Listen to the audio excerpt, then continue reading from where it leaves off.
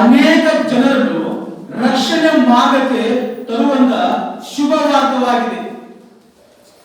ಹೌದು ಬೇರೆ, ಒಬ್ಬ ಪಾಪಿಯು ತನ್ನ ಪಾಪಕ್ಕಾಗಿ ಪಶ್ಚಾತ್ತಾಪ ಪಡಬೇಕಾದ ರಕ್ಷಣೆಯಂತ ವಿಶ್ವಾಸಿಗಳಂತ ನಾವೆಲ್ಲರೂ ನಾವು ಪ್ರತಿದಿನ ನಮ್ಮ ಜೀವನಗಳಲ್ಲಿನ ಸುವಾರ್ತೆ ಸೇವೆ ಇದೆಲ್ಲ, ಈ ಸುವಾರ್ತೆ ಸೇವೆಯನ್ನು ಅನೇಕ ರೀತಿಯಲ್ಲಿ ನಮ್ಮ ಅಕ್ಕಪಕ್ಕವರಿಗೆ, ನಮ್ಮ ಸಹೋದರ ಸಹೋದರಿಗೆ, ನಮ್ಮ ಬಾಂಧವ ಬಾಂಧವರಿಗೆ, ನಮ್ಮ ಚಿರಪರಿಚಿತರಿಗೆ ನಾವೆಲ್ಲಾ ವಿಷಯಗಳನ್ನು ಮೊದಲಾಗಿ ಸುವಾರ್ತೆ ಹೇಳಬೇಕು ಪ್ರಿಯರೇ.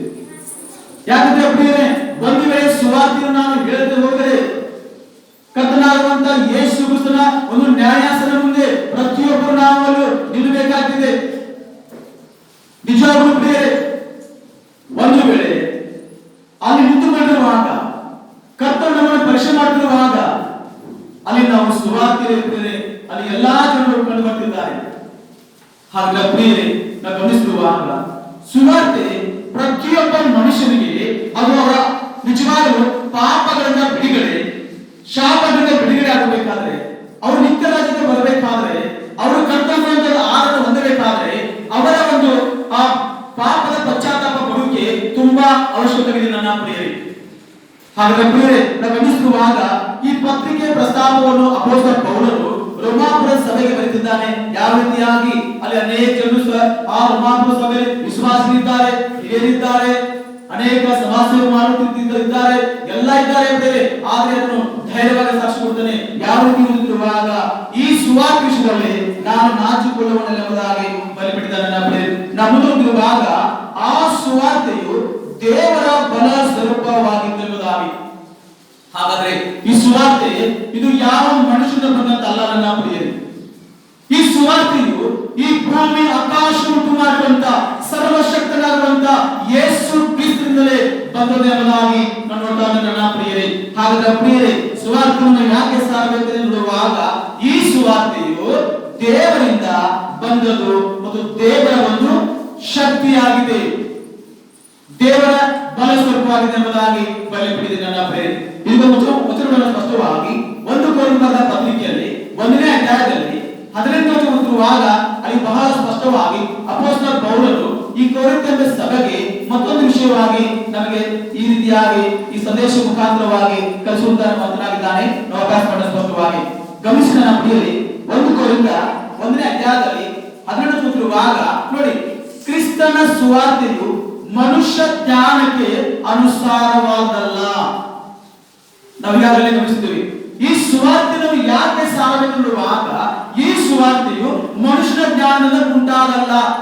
ಹಾಗಾದ್ರೆ ಈ ಸುವಾರ್ತೆ ಸೇವೆಯು, ಹಾಗಾದ್ರೆ ಸುವಾರ್ತೆ ಯಾರು ಮಾಡಬೇಕು ಎಂಬ ಪ್ರಶ್ನೆ ನಮ್ಮ ಮುಂದೆ ಬರುವಾಗ, ಒಬ್ಬ ಮನುಷ್ಯನು ಪಶ್ಚಾತ್ತಾಪ ಪಟ್ಟ ನಂತರ, ರಕ್ಷಣೆ ಮಾಡಿದ ನಂತರ, ದೀಕ್ಷಾಂತಗೊಂಡ ನಂತರ ಸ್ಥಳೀಯ ಸಭೆಯಲ್ಲಿ ಸದಸ್ಯರಾದಂತ ಪ್ರತಿಯೊಬ್ಬರ ಜವಾಬ್ದಾರಿಯಾಗಿದೆ.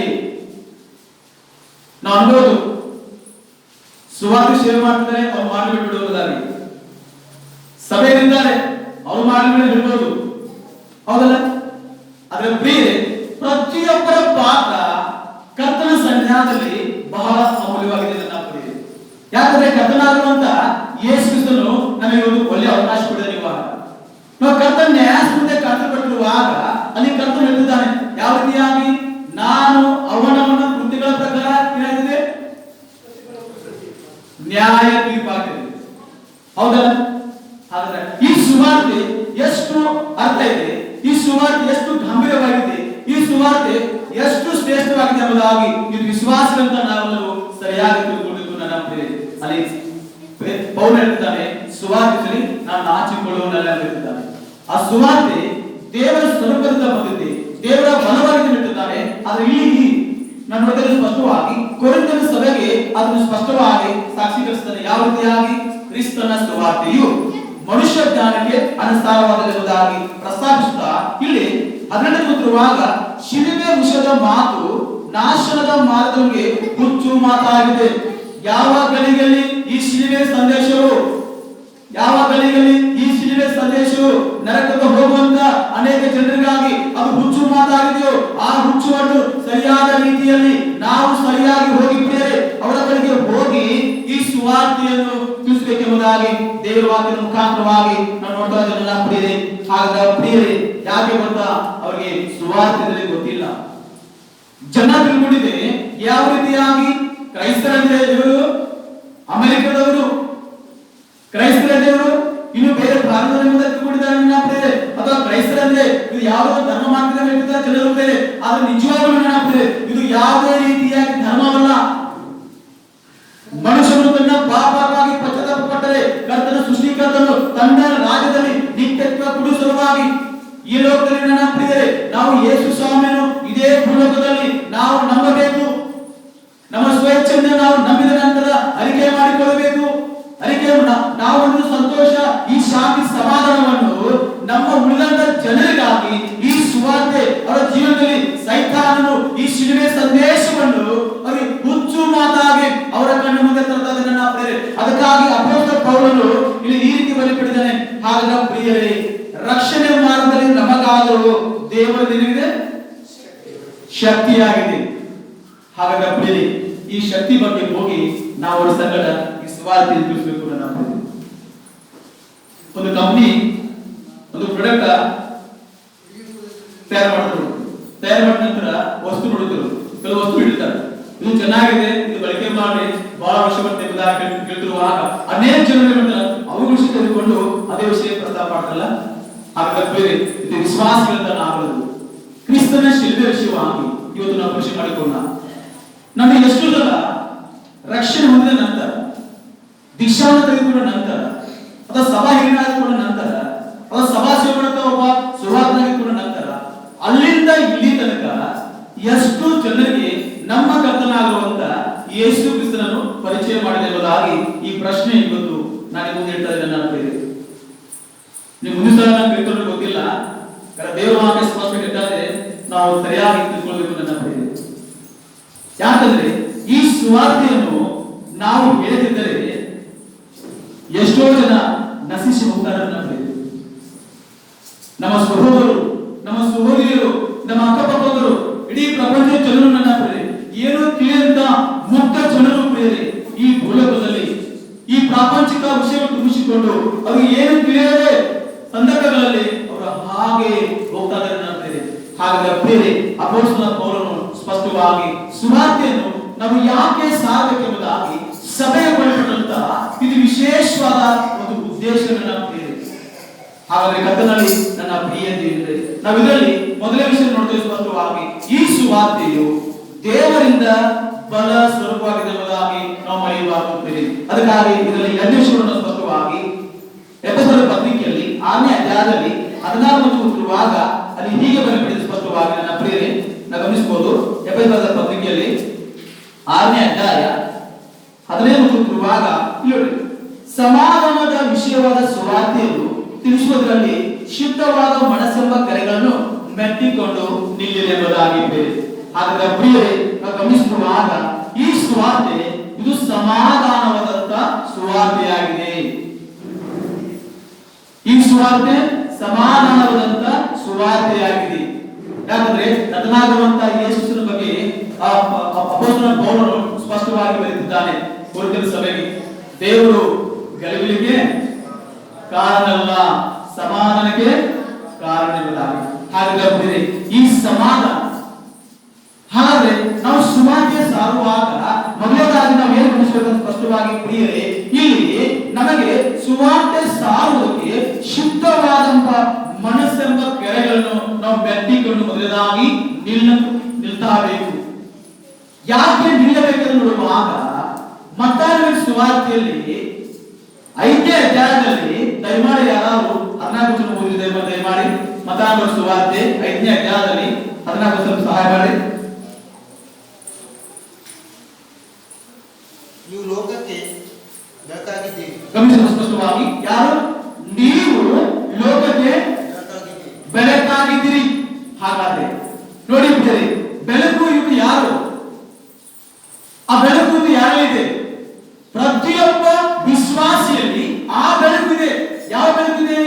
ಕರ್ತನಾಗಿರುವಂತ ಯೇಸು ಕ್ರಿಸ್ತನ ಆ ಬೆಳಕು ನಮ್ಮ ನಿಮ್ಮಲ್ಲಿ ಹೃದಯವಿರುವಾಗ ಈ ಬೆಳಕಿನ ಸುವಾರ್ತೆಯನ್ನು ನೀವು ಸಾರಬೇಕೆಂಬುದಾಗಿ ಕರ್ತನು ಬಯಸಿದ್ದಾನೆ. ಅದರೊಂದಿಗೆ ದೇವರು ಯಾರಾದರೂ ಯೋಹಾನನ ಸುವಾರ್ತೆಯಲ್ಲಿ 8ನೇ ಅಧ್ಯಾಯದಲ್ಲಿ 12 ಓದಿ. ಯೋಹಾನನ ಸುವಾರ್ತೆ 8ನೇ ಅಧ್ಯಾಯ 12 ಓದುವಾಗ ಯೇಸು ತಿರುಗಿ ಅವರ ಸಂಗಡ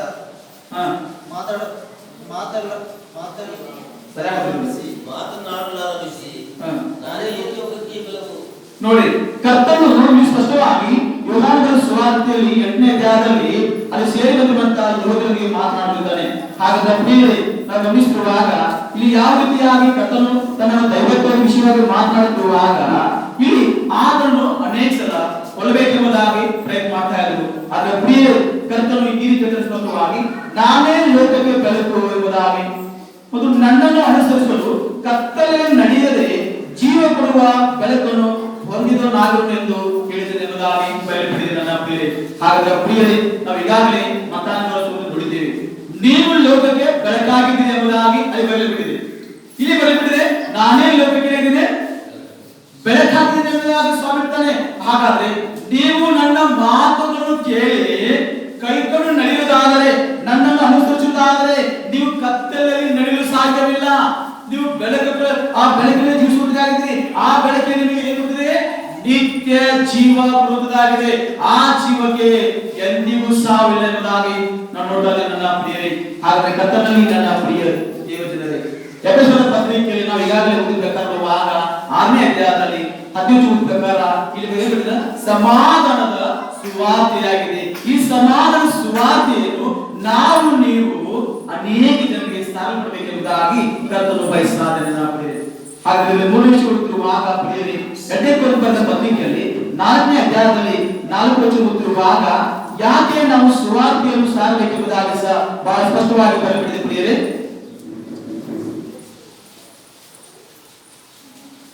2ನೇ ಕೊರಿಂಥದ ಪತ್ರಿಕೆ 4ನೇ ಅಧ್ಯಾಯದಲ್ಲಿ 4 ವಚನ ಓದುತ್ತಿರುವಾಗ ಗಮನಿಸಿ ನನ್ನ ಪ್ರಿಯರೇ, ಅದರೊಂದಿಗೆ ಆ 3 ವಚನ ಓದಿದರೆ ನಾವು ಸಾರುವ ಸುವಾರ್ತೆಯು ಕೆಲವರಿಗೆ ಮರೆಯಾಗಿರುವುದಾದರೆ ನಾಶನ ಮಾರ್ಗದಲ್ಲಿ ಇರುವವರಿಗೆ ಮರೆಯಾಗಿರುವುದು.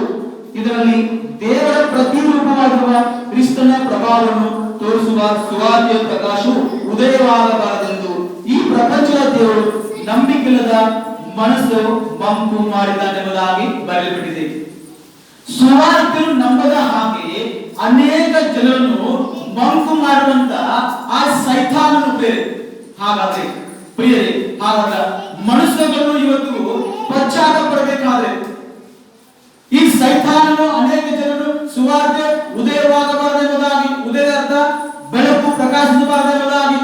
ಹಾಗಾದ್ರೆ ಪ್ರಿಯರೇ, ನಾವು ಗಮನಿಸುವಾಗ ಈ ಸುವಾರ್ತೆಯು ಕ್ರಿಸ್ತನ ಮಹಿಮೆಯ ಸುವಾರ್ತೆಯಾಗಿದೆ ನನ್ನ ಪ್ರಿಯರೇ. ಈ 4ನೇ ಓದುತ್ತಿರುವಾಗ ಇದು ಕ್ರಿಸ್ತನ ಮಹಿಮೆಯ ಸುವಾರ್ತೆಯಾಗಿದೆ. ಆ ಮಹಿಮೆಯ ಸುವಾರ್ತೆಯನ್ನು ಆ ಜನರು ನಾಶನ ಮಾರ್ಗದಲ್ಲಿ ಹೋಗಬಾರದೆಂಬುದಾಗಿ, ಅವರು ನಿಜವಾದ ಆತ್ಮಿಕ ರೀತಿಯಲ್ಲಿ ಬೆಳವಣಿಗೆ ಆಗಬೇಕೆಂಬುದಾಗಿ, ಅವರು ಪಶ್ಚಾತ್ತಾಪ ಪಡಬೇಕೆಂಬುದಾಗಿ ಈ ಸುವಾರ್ತೆಗಳಿಗೆ ಘೋಷಿಸುವಂತಾಗಿದೆ ನನ್ನ ಪ್ರಿಯರೇ. ಅದಕ್ಕಾಗಿ ಕರ್ತನಲ್ಲಿ ನನ್ನ ಪ್ರಿಯರೇ, ಈ ಸುವಾರ್ತೆ ಸೇವೆಯನ್ನು ಪ್ರತಿಯೊಬ್ಬ ವಿಶ್ವಾಸಿಗಳಂತ ನಾವು ನೀವೆಲ್ಲರೂ ಮಾಡಬೇಕೆಂಬುದಾಗಿ ಕರ್ತನು ಬಯಸ್ತಾರೆ ನನ್ನ ಪ್ರಿಯರೇ. ಹಾಗಾದ್ರೆ ಪ್ರಿಯರೇ, ಈ ಸುವಾರ್ತೆ ಯಾರಿಗೆ ಬರುವಾಗ ನಂಬದಿರುವಂತ ಜನರಿಗಾಗಿ ನನ್ನ ಪ್ರಿಯರೇ. ಇದು ಯಾರಾದ್ರೂ ಒಂದು ವೇಳೆ ಇಲ್ಲಿ ಇನ್ನೂ ನಾನು ಸರಿಯಾಗಿ ಯೇಸು ಕ್ರಿಸ್ತನನ್ನು ತಮ್ಮ ಸ್ವಂತ ರಕ್ಷಕನಾಗಿ ಸ್ವೀಕಾರ ಮಾಡಿಕೊಳ್ಳದೇ ಇದ್ದರೆ ಅವರಿಗೊಂದು ಒಳ್ಳೆಯ ಅವಕಾಶ ನನ್ನ ಪ್ರಿಯರೇ. ಯಾಕಂದ್ರೆ ಪ್ರಿಯರೇ, ಅದು ಬಹಳ ಒಂದು ವೇಳೆ ನೀವು ಸರಿಯಾಗಿ ಇವತ್ತು ಆ ವಾಕ್ಯವನ್ನು ಅಂಗೀಕಾರ ಮಾಡುತ್ತಿದ್ದರೆ ತುಂಬಾ ನಿಮಗೆ ಒಂದು ಅಪಾಯ ಇದೆ ಮುಂದೆ ಪ್ರಿಯರೇ. ಆ ಅಪಾಯದಲ್ಲಿ ನೀವು ಸಿಕ್ಕಿಕೊಳ್ಳಬಾರದೆಂಬುದಾಗಿ ದೇವರ ವಾಕ್ಯ ಬಹಳ ಸ್ಪಷ್ಟವಾಗಿ ಬರೆಯಲ್ಪಟ್ಟಿದೆ ನನ್ನ ಪ್ರಿಯರೇ. ಹಾಗೆ ಕರ್ತನಲ್ಲಿ ನನ್ನ ಪ್ರಿಯ ದೇವಜನರೇ, ನಾವು ಉಳಿದಿರುವಾಗ ನನ್ನ ಪ್ರಿಯರೇ, ಹಾಗಾದ ದೇವರ ವಾಕ್ಯ ಬಹಳ ಸ್ಪಷ್ಟವಾಗಿ ಬರೆಯಲ್ಪಟ್ಟಿದೆ. ಆ ಅಪಾಯದಿಂದ ನೀವು ತಪ್ಪಿಸಿಕೊಳ್ಳಬೇಕಾದ ಒಂದೊಂದು ಮಾರ್ಗ, ಆ ಮಾರ್ಗ ಹೇಗೆ ಎಂಬುದಾಗಿ ನಿಮಗೆ ಸರಳವಾಗುವಂತಹ ಮಾರ್ಗವನ್ನು ಕರ್ತನು ಇಲ್ಲಿ ರೋಮಾಪುರ ಬರೆದ ಪತ್ರಿಕೆಯಲ್ಲಿ 10ನೇ ಅಧ್ಯಾಯದಲ್ಲಿ ನನ್ನ ಪ್ರಿಯರೇ 8ನೇ ಓದುತ್ತಿರುವಾಗ ಅಲ್ಲಿ ಹೀಗೆ ಬರೆಯಲ್ಪಟ್ಟಿದೆ. ಗಮನಿಸಿ ನನ್ನ ಪ್ರಿಯರೇ, ರೋಮಾಪುರ ಬರೆದ ಪತ್ರಿಕೆಯಲ್ಲಿ 10ನೇ ಅಧ್ಯಾಯದಲ್ಲಿ 8ನೇ ಓದುತ್ತಿರುವಾಗ ನೋಡಿ, ನಿನ್ನ ಮನಸ್ಸಿನಲ್ಲಿ ಅಂದುಕೊಳ್ಳಬೇಡ ಏನೆಂಬುದಾಗಿ, ದೇವರ ವಾಕ್ಯವು ನಿನ್ನ ಸಮೀಪದಲ್ಲಿ ಅದೇ ಎಂಬುದಾಗಿದೆ. ದೇವರ ವಾಕ್ಯವಿದೆ, ದೇವರ ವಾಕ್ಯವು ಎಲ್ಲಿದೆ? ನಿನ್ನ ಸಮೀಪದಲ್ಲಿದೆ. ಹಾಗಾದರೆ ಇವತ್ತು ನೀವು ಯಾವ ರೀತಿಯಾಗಿ ಯೇಸು ಸ್ವಾಮಿ ನಂಬಬೇಕೆಂಬುದಾಗಿ ಈ ಇಲ್ಲಿ ಪೌಲನು ಸ್ಪಷ್ಟವಾಗಿ ರೋಮಾಪುರ ಸಭೆ ಮುಖಾಂತರವಾಗಿ ಎಚ್ಚರಿಸುವಂತೆ ಅದಕ್ಕಾಗಿ ಉತ್ತರವಾಗ ಆ ವಾಕ್ಯವು ನಾವು ಸಾರುವ ನಂಬಿಕೆ ವಿಷಯವಾದ ವಾಕ್ಯವೇ. ಹಾಗಾದ್ರೆ ನೀವು ಆ ಯೇಸು ಸ್ವಾಮಿಯನ್ನು ನಂಬಿಕೆಯಿಂದ ನೀವು ಅರಿಕೆ ಮಾಡಬೇಕೆಂಬುದಾಗಿ ನಾವು ನೋಡ್ತಾ ಇದ್ದೇವೆ. ಹಾಗಾದ್ರೆ ಪ್ರಿಯರೇ, ನಾವು ಬೆಳಗಿನ ಜಾವದಲ್ಲಿ ದೇವರ ವಾಕ್ಯವನ್ನು ಅಭ್ಯಾಸ ಮಾಡಬೇಕು ನಾವು ಓದುತ್ತಿರುವಾಗ ಮತ್ತಾಯನ ಸುವಾರ್ತೆಯಲ್ಲಿ 16ನೇ ಅಧ್ಯಾಯದಲ್ಲಿ ನಾವು 12 ಜನ ಅಭ್ಯಾಸ ಮಾಡಿದ್ದೇವೆ. ಯಾವ ರೀತಿಯಾಗಿ ಪೇತ್ರನು ಅರಿಕೆ ಮಾಡಿದ್ದಾನೆ, ಯಾವ ರೀತಿಯಾಗಿ ನೀನು ಬರಬೇಕಾದಂತ ಕ್ರಿಸ್ತನ ಎಂಬುದಾಗಿ ಅರಿಕೆ ಮಾಡಿದ್ದಾನೆ, ಜೀವ ಸ್ವಲ್ಪನಾದಂತ ದೇವಕುಮಾರನ ಅರಿಕೆ ಮಾಡಿದ್ದಾನೆ. ಹಾಗಾದ್ರೆ ಅರಿಕೆ ಮಾಡುವ ಮುಖಾಂತರವಾಗಿ ಸಭೆಗಳು ಮುಂದೆ ಸ್ಥಾಪನೆ ಆಗ್ತಿದೆ ನೋಡಿದ್ದೇವೆ ಪ್ರಿಯರೇ. ಹಾಗಾದ್ರೆ ಪ್ರಿಯರೇ, ನಾವು ಗಮನಿಸುವಾಗ ದೇವರ ವಾಕ್ಯ ಅದು ದೂರ ಇಲ್ಲ, ನಿಮ್ಮ ಹೃದಯಕ್ಕೆ ತಡ್ತಾ ಇದೆ. ಯಾವ ರೀತಿಯಾಗಿ ಪ್ರಿಯರೇ ದೇವರ ವಾಕ್ಯ ನಿಮ್ಮ ಹೃದಯ ಕಟ್ಟುತ್ತೆ ಎಂದು ನೋಡುವಾಗ ಪ್ರಕಟಣೆ ಗ್ರಂಥದಲ್ಲಿ 3ನೇ ಅಧ್ಯಾಯದಲ್ಲಿ 20 ವಚನದಲ್ಲಿ ಬಹಳ ಸ್ಪಷ್ಟವಾಗಿ ಬಯಲ್ಪಟ್ಟಿದೆ. ಆ ವಚನ ಭಾಗ ನಿಮ್ಮೆಲ್ಲರಿಗೂ ಗೊತ್ತಿರುವ ಹಾಗೆ ನನ್ನ ಪ್ರಿಯರೇ, ಯಾವ ರೀತಿಯಾಗಿ ಈಗೋ ಬಾಗಿಲು ಮುಂದುಕೊಂಡು ತಟ್ಟುತ್ತಾ ಇದ್ದಾನೆ. ಯಾವ ಬಾಗಿಲ? ನಮ್ಮ ಮುಂದಿನ ಬಾಗಿಲಲ್ಲ ಪ್ರಿಯರೇ. ಯಾವ ಬಾಗಿಲ? ನಮ್ಮ ನಿಮ್ಮ ಹೃದಯದ ಬಾಗಿಲನ್ನು ತಟ್ಟುತ್ತಾನೆ. ಹೌದು ಪ್ರಿಯರೇ. ಹಾಗಾದ್ರೆ ಪ್ರಿಯರೇ, ನಾವು ಗಮನಿಸುವಾಗ ಇಲ್ಲಿ ಯಾವ ರೀತಿಯಾಗಿ ನಾವು ಆ ಅಪಾಯದಿಂದ ತಪ್ಪಿಸಿಕೊಳ್ಳಬೇಕೆಂಬುದಾಗಿ ಸುಲಭವಾದ ಮಾರ್ಗವನ್ನು ಇಲ್ಲಿ ಪೌಲನು ನಮಗೆ ಸ್ಪಷ್ಟವಾಗಿ ಹೇಳುತ್ತಾರೆ ನನ್ನ ಪ್ರಿಯರೇ. ಹಾಗಾದ್ರೆ ಪ್ರಿಯರೇ, ಅದೇ ವಚನ ನೋಡುತ್ತಿರುವಾಗ ಅಪೊಸ್ತಲ ಪೌಲನು ಸ್ಪಷ್ಟವಾಗಿ ಇಲ್ಲಿ ಸ್ಪಷ್ಟೀಕರಿಸ್ತಾನೆ. ನಾವು 9 ನೋಡುತ್ತಿರುವಾಗ ಅದೇನೆಂದರೆ, ನೀನು ಯೇಸುವನ್ನು ಕರ್ತನೆಂದು ಬಾಯಿಂದ ಅರಿಕೆ ಮಾಡಬೇಕು. ಹಾಗಾದ್ರೆ ಪ್ರಿಯರೇ, ನಾವು ಬೆಳಗಿಂದ ನೋಡಿದ್ದೀವಿ, ನಮ್ಮ ತಂದೆ ನೆಮ್ಮಿದ್ದಾನೆ, ತಾಯಿ ನೆಮ್ಮಿದ್ದಾನೆ, ಮಗ ನೆಮ್ಮಿದ್ದಾನೆ ಎಂಬುದಾಗಿ ಆ ರೀತಿಯಾಗಿ ಸ್ವೀಕರಿಸುವುದಕ್ಕೆ ನಾವು ಬೆಳೆದಿದೆ. ಇದು ಒಳ್ಳೆಯ ಅವಕಾಶ, ನಮಗೆ ಒಳ್ಳೆಯದು ಸುವರ್ಣವಾದಂತ ಅವಕಾಶ. ಹಾಗಾದ್ರೆ ಪ್ರಿಯರೇ, ಮೊದಲು ನಾವು ಮೊದಲಾಗಿ ಯಾವ ರೀತಿಯಾಗಿ ಬರೆಯಲ್ಪಟ್ಟ ಹೋಗಿರುವಾಗ ನೀನು ಯೇಸುವನ್ನೇ ಕರ್ತನೆಂದು ನಿನ್ನ ಬಾಯಿಂದ ಅರಿಕೆ ಮಾಡಿದ್ಯಾ? ಆ ಪ್ರಶ್ನೆ ನಿಮಗಿರುವಾಗ ಅರಿಕೆ ಮಾಡುವಂತ ಅವಕಾಶ ಅಯ್ಯೋ, ನಾನು ಎಷ್ಟು ಸಲ ಸಭೆ ಹೋಗ್ತಾ ಇದ್ದೇನೆ, ನಾನು ಹೇಗೆ ಅರಿಕೆ ಮಾಡಲಿಲ್ಲದಾಗಿ ಅವನು ಬಿಟ್ಟು ಬಿಟ್ಟಿರುವುದು ಅಂತ ಅವನು ಬಿಟ್ಟು ಬಿಟ್ಟಿರುವುದು ಸರಿಯಾಗಿ ತಿಳ್ಕೋಬೇಕು ರಕ್ಷಣೆ. ಹಾಗಾದ್ರೆ ಪ್ರೇಮಿಸುವಾಗ ನೀನು ಯೇಸುವಿನ ಕರ್ತನೆಂದು ಬಾಯಿಂದ ಮೊದಲಾಗಿ ಅರಿಕೆ ಮಾಡಬೇಕು. ಇದು ಯಾರು ಹೊರತಾಗಿ ಅಲ್ಲ, ನಿನ್ನ ಸ್ವಇಚ್ಛೆಯಿಂದ. ಹಾಗಾದ್ರೆ ಪ್ರಿಯರೇ, ಮೊದಲಾಗಿ ಬಾಯಿಂದ ಅರಿಕೆ ಮಾಡಬೇಕು. ಕರ್ತನೆನ್ನುವಾಗ ಜನರನ್ನು ಆಳುವಂತವನಿಗೆ ಕರ್ತನೆಂಬುದಾಗಿ ಕರೆಯುತ್ತಲಾಗಿದೆ ದೇವವಾಕ್ಯದಲ್ಲಿ. ಕರ್ತನೇನು? ಜನರನ್ನು ನಡೆಸುವಂತವನು, ಜನರನ್ನು ಆಳುವಂತವನು ಕರ್ತನೆಂಬುದಾಗಿ. ಆದರೆ ಸೃಷ್ಟಿಯ ನಾಯಕನು, ಆದರೆ ಸೃಷ್ಟಿಗೆ ಕರ್ತನಾಗಿದ್ದಾನೆ. ಹೌದು ಪ್ರಿಯರೇ. ಹಾಗಾದ್ರೆ ನಾವು ದೇವವಾಕ್ಯ ಓದುತ್ತಿರುವಾಗ ಸ್ಪಷ್ಟವಾಗಿ ನನ್ನ ಪ್ರಿಯರೇ, ಈ ಸುವಾರ್ತೆ ಸೇವೆಯನ್ನು ನಾವು ಯಾಕೆ ಮಾಡಬೇಕೆಂದಿರುವಾಗ, ಈ ಸುವಾರ್ತೆ ಯಾಕೆ ಇಷ್ಟು ಅಮೂಲ್ಯವಾಗಿ ನೋಡುವಾಗ ನನ್ನ ಪ್ರಿಯರೇ, ನಾವು ಗಮನಿಸುವಾಗ ಆ ಸುವಾರ್ತೆ ಅದು ಬಹಳ ಸುಲಭವಾದದ್ದಾಗಿ ನನ್ನ ಪ್ರಿಯರೇ. ಹಾಗಾದ್ರೆ ಪ್ರಿಯರೇ, ಒಬ್ಬ ವ್ಯಕ್ತಿಯು ತನ್ನ ಬಾಯಿ ಮುಖಾಂತರವಾಗಿ ಯೇಸುವೇ ನೀನು ಕರ್ತನೆಂದು ಅರಿಕೆ ಮಾಡಿಕೊಂಡು ಅದರ ಮುಖಾಂತರವಾಗಿ ದೇವರು ಆತನಿಂದ ಸತ್ತವರನ್ನ ಎಬ್ಬಿಸನೆಂದು ಹೃದಯದಿಂದ ನಂಬಿದರೆ ಏನಾಗುತ್ತೆ? ರಕ್ಷಣೆ ಆಗ್ತದೆ. ಈ 2 ವಿಷಯಗಳನ್ನು ಮಾಡಬೇಕು. ಮೊದಲಾಗಿ ನಿನ್ನ ಬಾಯಿಂದ ನೀನು ಅರಿಕೆ ಮಾಡಬೇಕು, ಅದರೊಂದಿಗೆ ನಿನ್ನ ಹೃದಯದಿಂದ ನೀನೇ ನಂಬಬೇಕು. ಈ 2 ವಿಷಯವನ್ನು ಮಾಡಿದರೆ ನಿಜವಾದ ರಕ್ಷಣೆ ಆಗುತ್ತದೆ.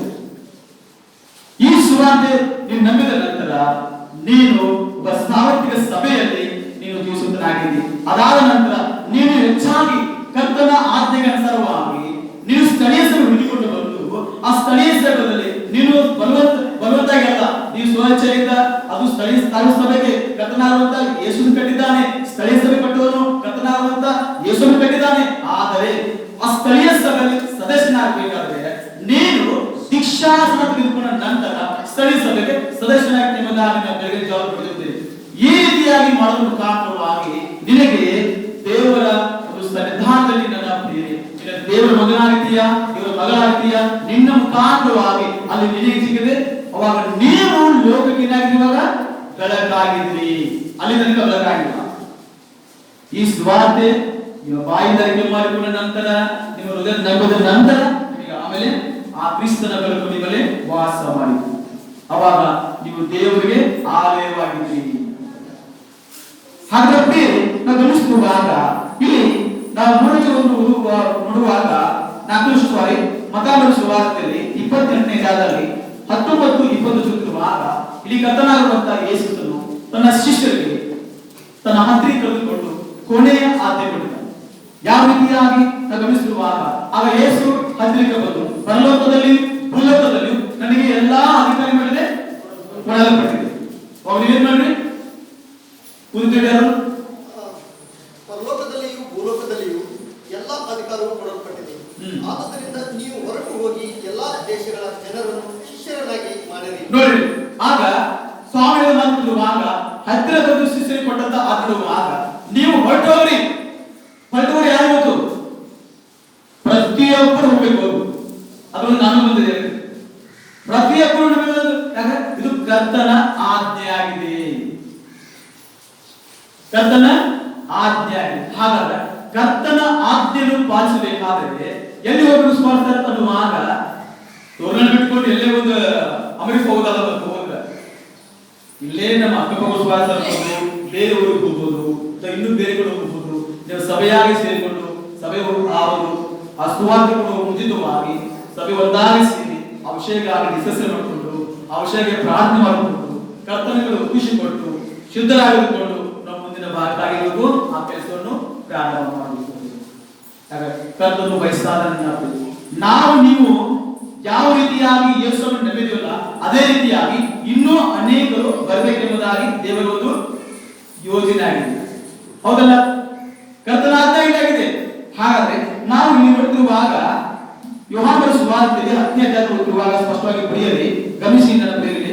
ಯೋಹಾನನ ಸುವಾರ್ತೆ 10ನೇ ಅಧ್ಯಾಯ ಓದುತ್ತಿರುವಾಗ ಇಲ್ಲಿ 14 ಓದುತ್ತಿರುವಾಗ ನೋಡಿದೆವು. ಯೋಹಾನನ ಸುವಾರ್ತೆ 10ನೇ ಅಧ್ಯಾಯದಲ್ಲಿ 14 ಓದುತ್ತಿರುವಾಗ ಇದಲ್ಲದೆ ಈ ಹಟ್ಟಿಗೆ ಸೇರಿರುವ ಇನ್ನೂ ಬೇರೆ ಕುರಿಗಳು ಯಾರಿಗಿವೆ? ಕರ್ತನಾಗಿರುವಂತ ಯೇಸು ಕ್ರಿಸ್ತನಿಗೆ ಅವೆ. ಯಾವ ಹಟ್ಟಿಗೆ? ಈ ಸಭೆ ಇದು, ಈ ಹಟ್ಟಿದು. ನೋಡಿದ್ದೇವೆ ನಾವು ಲೂಕನ ಸುವಾರ್ತೆಯಲ್ಲಿ ಒಂದು ಸಾವಿರ ಮುಖಾಂತರವಾಗಿ ಸ್ವಾಮಿ ಮಾತನಾಡುತ್ತಿರುವಾಗ ನಾವು ನೋಡ್ತಾ ಇದ್ದೀವಿ. ಯಾವ ರೀತಿಯಾಗಿ ಒಬ್ಬ ಕುರುಬನ ಬಗ್ಗೆ ಸ್ವಾಮಿ ಸಾಕೊಡ್ತಾನೆ. ಒಬ್ಬ ಕುರುಬನಿಗೆ ಎಷ್ಟು ಕುರಿ ನೋಡ್ತೇವೆ? 100 ಕುರಿ ನೋಡ್ತೇವೆ. ಒಬ್ಬ ಕುರುಬನಿಗೆ ಎಷ್ಟು ಕುರಿ? 100 ಕುರಿ ಇದ್ದಾಗ ಆ ಕುರುಬನು ಮುಂಜಾನೆಯಿಂದ 100 ಕುರಿ ತೆಗೆದುಕೊಂಡು ಹೋಗಿದ್ದಾನೆ. ಮುಂಜಾನೆಯಿಂದ ರಾತ್ರಿ ಬರುವವರೆಗೆ ಎಲ್ಲಾ ಕಡೆ ತಿರುಗಾಡಿದ್ದಾನೆ. ಮನೆಗೆ ಬಂದ ನಂತರ ಆ ಕುರುಬನ ಪದ್ಧತಿ ಪ್ರಕಾರ ಪ್ರತಿಯೊಂದು ಕುರಿಗಳನ್ನು ಲೆಕ್ಕ ಮಾಡಿ ತನ್ನ ಹಟ್ಟಿಗೆ ಸೇರಿಸುತ್ತಾನೆ. ಹೌದಲ್ಲ? ಹಾಗಾದ್ರೆ ಆ ಕುರುಬ ಲೆಕ್ಕ ಮಾಡುವಾಗ ಎಷ್ಟು ಕುರಿ ಕಂಡುನಿಗೆ? 90 ಕುರಿಗಳು ನೋಡುದು. ಹಾಗಾದ್ರೆ ಆ ಕುರುಬನಿಗೆ ಆಲೋಚನೆ ಮಾಡಿದ 99 ಕುರಿಯನ್ನು ಲಕ್ಷ್ಯಕ್ಕೆ ತರಲಿಲ್ಲ. ಯಾಕೆ ಗೊತ್ತಾ? ಅವು ಹಟ್ಟಿಗಳಿಗೆ ಸುರಕ್ಷಿತವಾಗಿ ಇದ್ದಾವೆ. ಅದಕ್ಕಾಗಿ ಕಳೆದು ಹೋಗುವಂತ ಒಂದು ಕುರಿ ಮರಿ ಸಲುವಾಗಿ ಅದನ್ನು ರಾತ್ರಿಯಲ್ಲಿ ಭಯಪಡದೆ ನೋಡಿದ್ದೇವೆ. ರಾತ್ರಿಯಲ್ಲಿ ಭಯಪಡದ ಹಾಗೆ ತನ್ನ ಕೋಲಿದು ಕುರುಬರು ಒಂದು ಕುಳಿತಿಲ್ಲ. ಹಾಗಾದ್ರೆ ಆ ಕೋಲು ತೆಗೆದುಕೊಂಡ ಕುರುಬನು ರಾತ್ರಿಯೆಲ್ಲ ಯಾವ ರೀತಿಯಾಗಿ ಅಯ್ಯೋ ದುಷ್ಟರು ಬರುತ್ತದೆ, ಅವ ಪ್ರಾರ್ಥನೆ ಕೊಡ್ತೇವೆ ಎಂಬುದಾಗಿ, ದುಷ್ಟರು ಬರ್ತಾರೆ ಎಂಬುದಾಗಿ ಆಲೋಚನೆ ಆಗಿಲ್ಲ. ನಾನು ನನ್ನ ನನ್ನ ಪ್ರೀತಿಯ ಕುರಿ ಒಂದು ಕಳೆದು ಹೋಗಿದೆ, ನಾನು ಅಲ್ಲಿ ಹೋಗಬೇಕು, ನಾನು ಹುಡುಕಬೇಕೆಂಬುದಾಗಿ ಆ ನಿರೀಕ್ಷೆಯಿಂದ ಆ ಉತ್ಸಾಹತೆಯಿಂದ ಆತನು ರಾತ್ರಿಯೆಲ್ಲ ಪ್ರಯಾಣ ಮಾಡ್ತೇನೆ. ನಂಬ್ತೇವೆ ಎಲ್ಲಿವರೆಗೆ? ಎಲ್ಲಿ ಮುಂಜಾನೆಯಿಂದ ಯಾವ ಸ್ಥಳ ಹೋಗಿದ್ದಾನೋ ಆ ಸ್ಥಳಗಳೆಲ್ಲ ಹುಡುಕಾಡಿದ್ದಾನೆ, ಆ ಕುರಿ ಸಿಗಲಿಲ್ಲ. ಮತ್ತೆ ಮುಂದೆ ಹೋಗಿದ್ದಾನೆ, ಅಲ್ಲಿ ಹುಡುಕಾಡಿದ್ದಾನೆ, ಅದು ಕುರಿ ಸಿಗಲಿಲ್ಲ. ಮತ್ತೆ ಪ್ರಯತ್ನ ಮಾಡಿದ್ದಾನೆ, ಮುಂದೆ ಹೋಗಿದ್ದಾನೆ. ಹೀಗೆ ಸಿಗುವವರೆಗೆ ಬಹಳ ಕಷ್ಟಪಟ್ಟಿದ್ದಾನೆ. ಕೊನೆಗೆ ಕಷ್ಟಪಟ್ಟು ಸಿಕ್ಕು ಕುರಿ ಸಿಕ್ತು. ಹಾಗಾದ್ರೆ ಪ್ರಿಯರ ಗಮನಿಸುವಾಗ ಅಲ್ಲಿ ಹೋದ ನಂತರ ಕಷ್ಟಪಟ್ಟ ನಂತರ ಆ ಕುರಿಯನ್ನು ಸಿಗಿದ್ದಲ್ಲ, ಕುರಿ ತೆಗೆದುಕೊಂಡು ಮೊದಲಾಗಿ ಅಪ್ಪಿಕೊಂಡ ನಂತರ ಮುತ್ತು ಕೊಡಲು ಆಮೇಲೆ ತೆಗೆದುಕೊಂಡು ಮೊದಲು ತನ್ನ ಹೆಗಲ ಮೇಲೆ ಹೊತ್ತುಕೊಂಡ. ನೋಡಲು ಬಂದ ಮನೆಗೆ ಬಂದ ನಂತರ ಸ್ಪಷ್ಟವಾಗಿ ಯಾವ ರೀತಿಯಾಗಿ ತನ್ನ ಸ್ನೇಹಿತರನ್ನು ತನ್ನ ಬಾಂಧವರನ್ನು ಕರೆದುಕೊಂಡು ನನ್ನ ಕುರಿ ಕಳೆದು ಹೋಗಿತ್ತು, ಅದಕ್ಕಾಗಿ ಇದು ಸಿಕ್ಕಿದೆ, ನಾವೇನ್ ಮಾಡ್ತೀವಾಗ ಹಬ್ಬ ಮಾಡ್ತೇನೆ ಮೊದಲ ಕರೆದಿದ್ರೆ. ಹಾಗಾದ್ರೆ ಪ್ರೇಮ ಗಮನಿಸುವಾಗ 99 ನೀತಿವಂತರಿಗಿಂತ ಒಬ್ಬ ಅನೀತಿವಂತನು, ಒಬ್ಬ ನೋಡುವಾಗ ಪಾಪದ ಮನುಷ್ಯನು ತನ್ನ ಪಾಪಕ್ಕಾಗಿ ಪಶ್ಚಾತ್ತಾಪಪಟ್ಟು ಕರ್ತನ ರಾಜ್ಯಕ್ಕೆ ಬರೋದಾದರೆ ಪರಲೋಕ ರಾಜ್ಯದಲ್ಲಿ ದೊಡ್ಡ ಹಬ್ಬ ಪ್ರೇರೆ ಕರ್ತನ ಪ್ರೇರಿತು. ಯಾಕಂದ್ರೆ ಬೇರೆ ಆ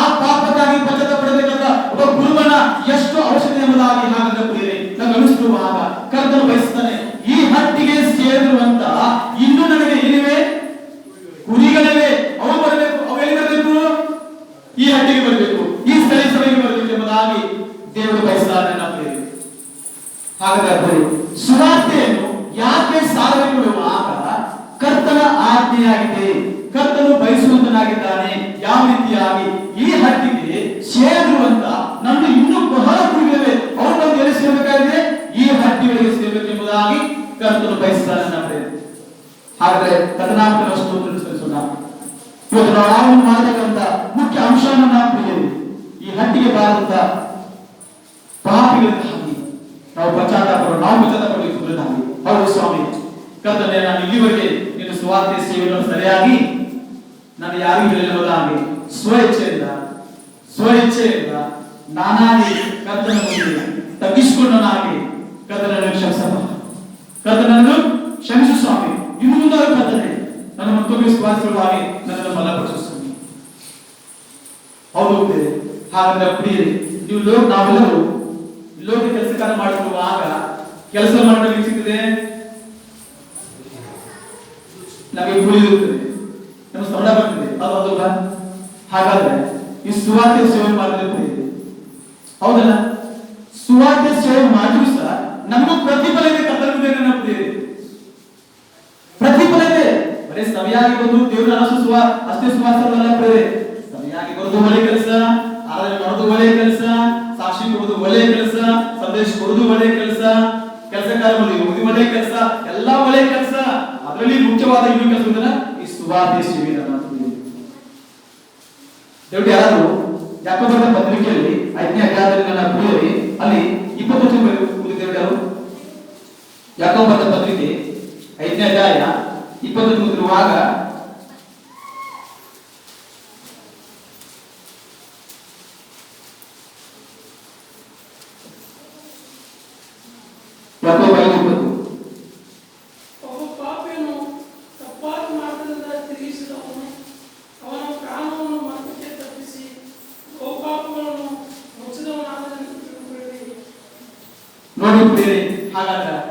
ಕರ್ತನ ವಾಕ್ಯ ಬಹಳ ಸ್ಪಷ್ಟವಾಗಿ ನಿಮ್ಮೊಂದಿಗೆ ಮಾತನಾಡ್ತಿದೆ, ನನ್ನೊಂದಿಗೆ ಮಾತನಾಡ್ತಿದೆ. ಯಾವ ರೀತಿಯಾಗಿ ಪ್ರೇರಣೆ ಗಮನಿಸಿರುವಾಗ ನನ್ನ ಸಹೋದರಿ ಎಂಬುದಾಗಿ ಬರೆಯುತ್ತದೆ, ನನ್ನ ಸಹೋದರಿ ಎಂಬುದಾಗಿ ಇಲ್ಲಿ ಸ್ಪಷ್ಟವಾಗಿ ಯಾಕೋಬನ ಬರೆದಿದ್ದಾನೆ. ಹಾಗಾದ್ರೆ ಪ್ರಿಯರೇ, ಈ ಯಾಕೋಬನ ಬಗ್ಗೆ ನಾವು ಕಲಿಯುವಾಗ ಈ ಯಾಕೋಬನ ಯಾರು ಅಂತ ನಿಮಗೆ? ಕರ್ತನಾಗಿರುವಂತ ಯೇಸು ಕ್ರಿಸ್ತನ ಸ್ವಂತ ಸಹೋದರರ ಸ್ವಂತ ತಮ್ಮ ಪ್ರಿಯರೇ. ಆದರೆ ಕರ್ತನಾಗಿರುವಂತ ಯೇಸು ಕ್ರಿಸ್ತನ ಜೊತೆಯಿಂದ ಸಂದರ್ಭದಲ್ಲಿ ಸರಿಯಾಗಿ ಅವನು ಸುವಾರ್ತೆ ಕೊಡಲಿಲ್ಲ. ಯಾರು? ಯಾಕೋಬನು.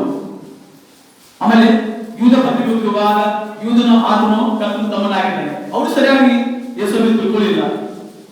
ಕರ್ತನು ಅದೇ ಹೇಳಿದ್ದಾನೆ, ಒಬ್ಬ ಪ್ರವಾದಿಗೆ ತನ್ನ ಸ್ವಂತ ಊರಲ್ಲಿಯೂ ಅವನಿಗಿಂತ ಮರ್ಯಾದೆ. ಹೌದಲ್ಲ? ಕರ್ತನು ಸ್ಪಷ್ಟವಾಗಿ ನೋಡಿ, ಯೇಸುವಿನ ಹುಡುಗರು ಸುವಾರ್ತೆಯಲ್ಲಿ ಆರಾಧನೆ ಹೋಗುತ್ತಿರುವಾಗ ಅಲ್ಲಿ ಬಹಳ ಸ್ಪಷ್ಟವಾಗಿ ಹೇಳಿದೆ. ಅನೇಕ ಜನರು ಬರ್ತಾರೆ, ಅಯ್ಯೋ ಇದು ಬಡಗಿ ಮಗನಲ್ಲವೇ ಯೇಸುವಿಗೆ ಮತ್ತು ಇವರ ಅಣ್ಣ ತಮ್ಮಂದಿರು ನೋಡುವಾಗ ಯೂದ ಯಾಕೋಬ ಇವರ ಅನೇಕ ಸ್ತ್ರೀಯರಿದ್ದಾರೆ ಎಂಬುದಾಗಿ ಒಂದು ಸಾಕ್ಷಿ ಕೊಡ್ತಾರೆ. ನನ್ನ ಇಷ್ಟೆಲ್ಲ ನೋಡುವಾಗ ಕೊನೆಯ ಗಳಿಗೆಯಲ್ಲಿ ಯಾಕೋಬನು ಕರ್ತನಾಗಿರುವಂತ ಯೇಸು ಕ್ರಿಸ್ತನ ಆ ಶಿಲುಬೆಯ ಮರಣವನ್ನು ಅನುಭವಿಸಿ ಸಮಾಧಿಯಲ್ಪಟ್ಟ ನಂತರ, ಎಬ್ಬಿಸಲ್ಪಟ್ಟ ನಂತರ 3ನೇ ದಿನದಲ್ಲಿ ಅದು ತಿರುಗಿ ಪರಲೋಕಕ್ಕೆ ಏರಿದ ನಂತರ ಈ ಸುವಾರ್ತೆ ಸಂಪೂರ್ಣ ತಿಳ್ಕೊಂಡ ನಂತರ ಆತನೇ ಸರಿಯಾಗಿ ದೇವವಾಕ್ಯವನ್ನು ಅಭ್ಯಾಸ ಮಾಡುವಂತ ಒಬ್ಬ ಸೇವಕನಾಗಿ ಕಂಡು ಬಂದ ಮಾಡುವುದು ನನ್ನ ಪ್ರಿಯರೇ. ಈ ರೀತಿ ಹೋಗುವಾಗ ಆತನ ಒಂದು ಅನುಭವವನ್ನು ಪವಿತ್ರಾತ್ಮ ಮುಖಾಂತರ ಬರೀತಾರೆ. ನಮ್ಮ ಪ್ರಿಯ ಹೇಳುವಾಗ, ನಿಮ್ಮಲ್ಲಿ ಒಬ್ಬನು ಸತ್ಯ ಮಾರ್ಗವನ್ನು ತಪ್ಪಿ ಹೋಗಿರಲಾಗಿ. ಯಾವ ಮಾರ್ಗದ್ದು? ಸತ್ಯ ಮಾರ್ಗವನ್ನು ತಪ್ಪಿ ಹೋಗಿರಲಾಗಿ ನೀವು ಏನು ಮೊದಲಾಗಿ ಮತ್ತೊಬ್ಬನು ಅವನು ಸನ್ಮಾರ್ಗಕ್ಕೆ ತಂದರೆ. ಸನ್ಮಾರ್ಗ ಅಂತ ಗೊತ್ತಾ? ನೀತಿಯ ಮಾರ್ಗಕ್ಕೆ. ಯಾವ ನೀತಿ? ಅದು ನಮ್ಮ ಕರ್ತನಾಗಿರುವಂತ ಯೇಸು ಕ್ರಿಸ್ತನ ಆ ನೀತಿಗೆ ತರಬೇಕೆಂಬುದಾಗಿ ಅದನ್ನು ಬಯಸ್ತಾರೆ. ಹೌದು ಬೇರೆ. ಹಾಗೆ ಗಮನಿಸುವಾಗ ಒಂದು ವೇಳೆ ನೀವು ಅವನು ಸನ್ಮಾರ್ಗ ತಂದರೆ ಒಬ್ಬ ಪಾಪಿಯನ್ನು ತಪ್ಪಾದ ಮಾರ್ಗದಿಂದ ತಿರುಗಿಸಿದವರು ಯಾರಂತೀರಿ ನೀವು? ದೇವರ ಮುಂದೆ, ನ್ಯಾಯಾಸನ ಮುಂದೆ, ಕರ್ತನ ಮುಂದೆ ನೀವೆಲ್ಲರೂ ಒಬ್ಬ ಪಾಪಿಯನ್ನು ತಪ್ಪಾದ ಮಾರ್ಗ ತಿರುಗಿಸಿದ ನಂತರ ಕರ್ತನ ಮುಂದೆ ನಿಮಗೆ ಒಂದು ಬಹುಮಾನ ಪಡೆದಿದೆ. ನನ್ನ ಪ್ರಿಯರೇ,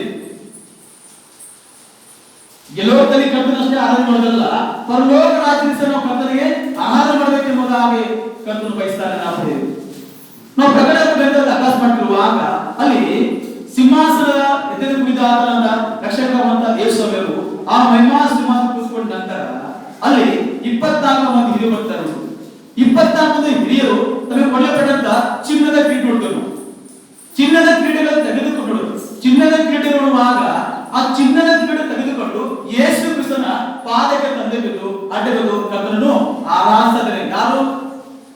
24 ಹಿರಿಯರು. ಹಾಗಾದ್ರೆ ಇವತ್ತು ನಾವು ನೀವೆಲ್ಲರೂ ಅಲ್ಲಿ ಪರಲೋಕದ ರಾಜ್ಯದಲ್ಲಿ ಹೋದ ನಂತರ ನಾವು ಯಾವ ರೀತಿಯಾಗಿ ತೆಗೆದುಕೊಂಡು ಹೋಗಿ ಕರ್ತನ ಆರಾಧಿಸಬೇಕು? ಇವತ್ತು ಸರಿಯಾಗಿ ಆಲೋಚನೆ ಮಾಡುವಂತ ಮಾತು ನನ್ನ ಕರ್ತನ ಬಯಸಾಗನೆ ಯಾವ ರೀತಿಯಾಗಿ ನನ್ನ ಪ್ರಿಯರೇ ನಾವು ಗಮನಿಸುವಾಗ ಯಾವ ರೀತಿಯಾಗಿ ನಮ್ಮಲ್ಲಿ ಕರ್ತನು ನಿರೀಕ್ಷಿಸುತ್ತಾನೆ, ಯಾವ ರೀತಿಯಾಗಿ ನಿನ್ನಲ್ಲಿ ನನಗೆ ಏನು ಬೇಕಾಗಿದೆ? ಫಲ ಬರಬೇಕಾಗಿದೆ. ಒಂದು ಮರ ಹಾಕಿದ ನಂತರ ಒಬ್ಬ ಯಜಮಾನನು ಆ ಮರ ಇಷ್ಟಪಡ್ತಿದ್ದಾನೆ, ಯಾವ ರೀತಿಯಾಗಿ ಇದನ್ನು ಬೆಳೆಸಬೇಕು, ಬೆಳೆದ ನಂತರ ಇದನ್ನು ಹಣ್ಣು ತಿನ್ನಬೇಕೆಂಬುದಾಗಿ ನಿರೀಕ್ಷೆ ಇರುತ್ತದಲ್ಲವೋ? ಹಾಗಾದ್ರೆ ಇವತ್ತು ಅದೇ ಯಜಮಾನ ಯೇಸು ಸ್ವಾಮಿಯವರು ನಮ್ಮ ನಿಮ್ಮ ಮೇಲೆ ನಿರೀಕ್ಷೆ ನೋಡುತ್ತಿದ್ದಾನೆ. ಯಾವ ರೀತಿಯಾಗಿ ಪ್ರಿಯರೇ, ಲೂಕನ ಸುವಾರ್ತೆಯಲ್ಲಿ ಉದಾಹರಣೆಗಾಗಿ 13ನೇ ಅಧ್ಯಾಯದ ಪ್ರಿಯರೇ, ಅಲ್ಲಿ ನಾವು ರುಚಿಯನ್ನು ಸ್ಪಷ್ಟವಾಗಿ ಗಮನಿಸಿ. ಲೂಕನ ಸುವಾರ್ತೆ 13ನೇ ಅಧ್ಯಾಯದಲ್ಲಿ ಲೂಕನ ಸುವಾರ್ತೆ 13ನೇ ಅಧ್ಯಾಯ ಅಲ್ಲಿ 6 ದಯವಿಟ್ಟು ಯಾರು 9 ಕೂತ್ಕೊಂಡ್ರಿ. ಆಮೇಲೆ ಆತ ಒಂದು ಸಾಮ್ಯವನ್ನು ಹಿಡಿದನು, ಅದೇನೆಂದರೆ ಒಬ್ಬಾತನು ತನ್ನ ದ್ರಾಕ್ಷಿ ತೋಟದಲ್ಲಿ ಒಂದು ಅಂಜೂರದ ಗಿಡವನ್ನು ನಡೆಸಿದನು. ತರುವಾಯ ಅವನು ಅಂಜೂರದ ಹಣ್ಣನ್ನು ಹುಡುಕುತ್ತಾ ಬಂದನು, ಸಿಕ್ಕಲಿಲ್ಲ. ಬಳಿಕ ಅವನು ತೋಟ ಮಾಡುವವನಿಗೆ, ನೋಡು, ನಾನು 3 ವರ್ಷದಿಂದಲೂ ಈ ಅಂಜೂರದ ಮರದಲ್ಲಿ ಹಣ್ಣನ್ನು ಹುಡುಕುತ್ತಾ ಬಂದಿದ್ದೇನೆ, ಆದರೂ ನನಗೆ ಸಿಕ್ಕಲಿಲ್ಲ. ಇದನ್ನು ಕಡಿದು ಹಾಕು, ಇದರಿಂದ ಭೂಮಿಯು ಯಾಕೆ ಬಂಜೆಯಾಗಬೇಕು ಎಂದು ಹೇಳಿದನು. ಆದರೆ ತೋಟ ಮಾಡುವವನು, ಅಯ್ಯ, ಈ ವರ್ಷವು ಬಿಡು, ಅಷ್ಟರಲ್ಲಿ ನಾನು ಇದರ ಸುತ್ತಲೂ ಅಗೆದು ಗೊಬ್ಬರ ಹಾಕುತ್ತೇನೆ, ಮುಂದೆ ಹಣ್ಣು ಬಿಟ್ಟರೆ ಸರಿ, ಇಲ್ಲದಿದ್ದರೆ ಇದನ್ನು ಕಡಿದು ಹಾಕಬಹುದು ಎಂದು ಉತ್ತರ ಕೊಟ್ಟನು. ಪ್ರಿಯರೇ, ಹಾಗಾದರೆ ಪ್ರಿಯರೇ, ಇಲ್ಲಿ ಗಮನಿಸಿ, ಇದು ಸುವಾರ್ತೆ. ಮನುಷ್ಯರು ದೇವರ ಕಡೆಗೆ ತಿರುಗಿದರೆ ನಾಶವಾಗುತ್ತದೆ ಎಂಬುದಾಗಿ ಕರ್ತನು ತಾನೇ ಒಂದು ಅಂಜೂರದ ಮರವನ್ನು ಉದಾಹರಣೆಗೆ ನೆನಪಿಸುತ್ತಾನೆ. ಒಂದು ಸಾಮ್ಯವನ್ನು ತನ್ನ ಪ್ರಿಯ ಶಿಷ್ಯರಿಗೆ ಕರ್ತನು ಯಾವಾಗಲೂ ಸಾಮ್ಯದ ಮುಖಾಂತರವಾಗಿ ಅವರು ಸಂತೈಸ್ತಾ ಇದ್ದಾನೆ, ಅವರಿಗೆ ಮಾತನಾಡ್ತಿದ್ದಾನೆ, ಅವರು ಸರಿಯಾಗಿ ತಿಳಿದುಕೊಳ್ಳಬೇಕೆಂಬುದಾಗಿ ಈ ಸಾಮ್ಯ ಮುಖಾಂತರವಾಗಿ ಒಂದು ಪಾಠವನ್ನು ಕಲಿಸ್ತಾನೆ. ನಮ್ಮ ಬೇರೆ ಯಾವ ತಿರುಗಿರುವಾಗ ಗಮನಿಸಿರುವಾಗ ಒಬ್ಬಾತನು ತನ್ನ ದ್ರಾಕ್ಷಿ ತೋಟದಲ್ಲಿ ಒಂದು ಅಂಜೂರದ ಗಿಡವನ್ನು ನೆಟ್ಟಿಸಿದ್ದಾನೆ. ಏನ್ ನೆಟ್ಟಿಸಿದ್ದಾನೆ? ಅಂಜೂರದ ತೋಟದಲ್ಲಿ. ಅಂಜೂರ ಗಿಡದಲ್ಲಿ ದ್ರಾಕ್ಷಿ ತೋಟದಲ್ಲಿ ಅಂಜೂರ ಗಿಡ ಹೇಗೆ ನೆಡ್ತದೆ ಸಾಧ್ಯ? ಹೌದಲ್ಲ? ಹಾಗಾದ್ರೆ ಪ್ರಿಯರೇ, ನಾವು ಗಮನಿಸಿರುವಾಗ ದ್ರಾಕ್ಷಿ ಬೆಳೆಯನ್ನು ನೋಡುವಾಗ ನಿಜವಾಗ್ಲೂ ನಮ್ಮ ಪ್ರಿಯರೇ, ಕರ್ತನಾಗುವಂತ ಯೇಸು ಕ್ರಿಸ್ತನ ಒಂದು ನೋಡುವಾಗ ನಾವು ಇಸ್ರಾಯೇಲ್ ಸಂತತಿ ಆಗಿದೆ ಎಂಬುದಾಗಿ ನಾವು ನೋಡ್ತಾ ಇದ್ದೇವೆ. ಯಾರು? ಇಸ್ರಾಯೇಲರಾಗಿದ್ದಾರೆ ದ್ರಾಕ್ಷಿ. ಯೋಹಾನನ ಸುವಾರ್ತೆಯನ್ನು ಅಭ್ಯಾಸ ಮಾಡುವಾಗ 17ರಲ್ಲಿ ನಾನೇ ನಿಜವಾದ ದ್ರಾಕ್ಷಿ ಬೆಳೆ ಅಲ್ವಾ? ನೋಡಿ, ನನ್ನ ತಂದೆ ತೋಟಗಾರನ ನೋಡ್ತಾ ಸ್ಪಷ್ಟವಾಗಿ. ಹಾಗಾದ ಪ್ರಿಯರನ್ನು ಗಮನಿಸಿರುವಾಗ ಇಲ್ಲಿ ಅಂಜೂರ ಒಂದು ಗಿಡ ತಂದಿದ್ದಾರೆ. ಎಲ್ಲಿ ನಡೆಸಿದ್ದಾನೆ? ತನ್ನ ತೋಟದಲ್ಲಿ. ಯಾವ ತೋಟದಲ್ಲಿ? ದ್ರಾಕ್ಷಿ ತೋಟದಲ್ಲಿ ಅಂಜೂರದ ಗಿಡ ಬಿಟ್ಟಿರುವಾಗ ಅದರಲ್ಲಿ ಹಣ್ಣನ್ನು ಹುಡುಕುತ್ತಾ ಬಂದಿದ್ದಾನೆ. ಅರ್ಥ, ಪಾಪಿಯಾದಂತ ನಾವು ಎಲ್ಲೇ ಇದ್ದೇವೆ, ದೇವರಿಗೆ ಗೊತ್ತಿಲ್ಲ, ಸತ್ಯದಲ್ಲಿ ಗೊತ್ತಿಲ್ಲ, ನರಕದಲ್ಲಿ ಗೊತ್ತಿಲ್ಲ, ನಮ್ಮ ನಿಮ್ಮ ಪಿತೃಗಳು ಮಾಡಿದ ಹಾಗೆ, ಆ ಪೂರ್ವಗಳು ಕಲಿಸಿದ ಹಾಗೆ ನಮ್ಮದೇ ಆ ಸ್ಥಿತಿಯಲ್ಲಿ ಬೆಳೆದಿದ್ದೇವೆ.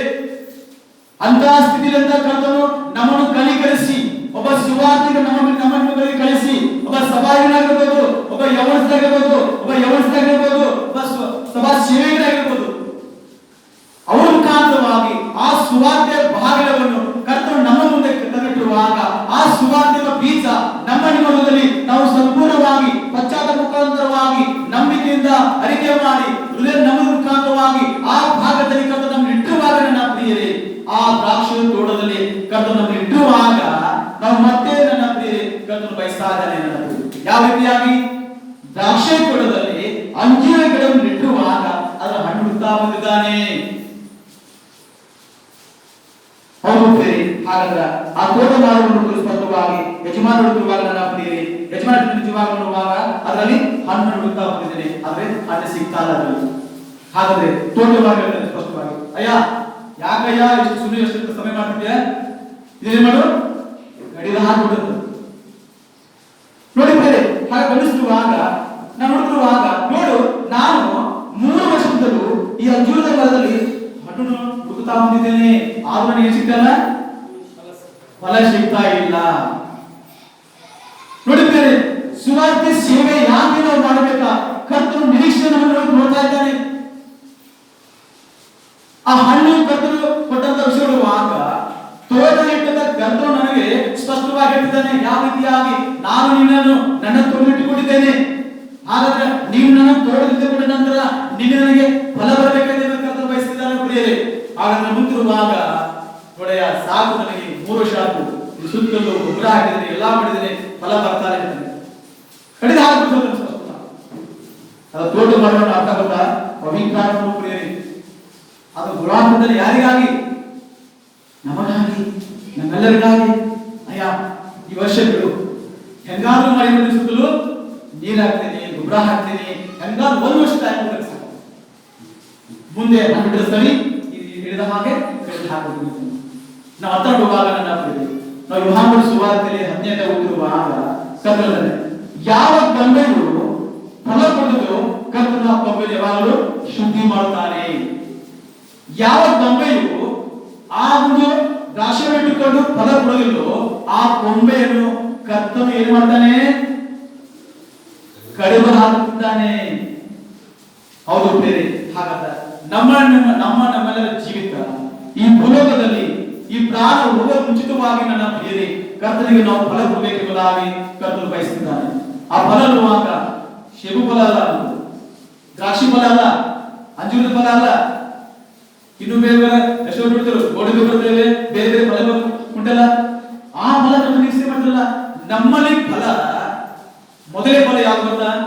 ಗಲಾತರ ಪತ್ರಿಕೆಯಲ್ಲಿ 5ನೇ ಅಧ್ಯಾಯದಲ್ಲಿ 22 ಓದುವಾಗ ಅಲ್ಲಿ ಬರೆದಿದೆ, ದೇವರ ಆತ್ಮನ ಫಲಗಳು ಏನೆಂದರೆ ಬರ್ತದೆ. ಹೌದಲ್ಲ? ಮೊದಲೇ ಫಲದಲ್ಲಿ ಪ್ರೀತಿ. ನೀವು ಸುವಾರ್ತೆಯನ್ನು, ಸಮಾಧಾನ ವಿಷಯವನ್ನು, ಆ ಸುವಾರ್ತೆಯನ್ನು ನೀವು ಸಾರಬೇಕೆಂಬುದಾಗಿ, ಆ ಸುವಾರ್ತೆಯ ಸಾರದಲ್ಲಿ ನಿಮ್ಮ ಮನಸ್ಸು ಶುದ್ಧವಾಗಿರಬೇಕೆಂಬುದಾಗಿ ಕರ್ತನು ಬಯಸ್ತಾ ಇದ್ದಾನೆ. ನೀವು ಸಾರುವಂತಹ ಸುವಾರ್ತೆ ಅದು ದೇವರ ಬಲಸ್ವರೂಪವಾಗಿದೆ. ಆ ಸುವಾರ್ತೆಯನ್ನು ನೀವು ಸಾರಬೇಕೆಂಬುದಾಗಿ ಕರ್ತನು ಬಯಸ್ತಾ ಇದ್ದಾನೆ. ಆ ಸುವಾರ್ತೆಯು ಅದು ಕ್ರಿಸ್ತನ ಮಹಿಮೆಯ ಸುವಾರ್ತೆಯಾಗಿದೆ ಎಂಬುದಾಗಿ ಕರ್ತನು ಬಯಸ್ತಾ ಇದ್ದಾನೆ. ನನ್ನ ಪ್ರಿಯರೇ, ಹಾಗಾದರೆ ಪ್ರಿಯರೇ, ನಾವು ಗಮನಿಸಿರುವಾಗ ಅಲ್ಲಿ 19, 20 ಓದುವಾಗ ಅಲ್ಲಿ ಶರೀರ ಕರ್ಮ ಬರೆಯಲ್ಪಟ್ಟಿದೆ. ಶರೀರ ಕರ್ಮದಲ್ಲಿ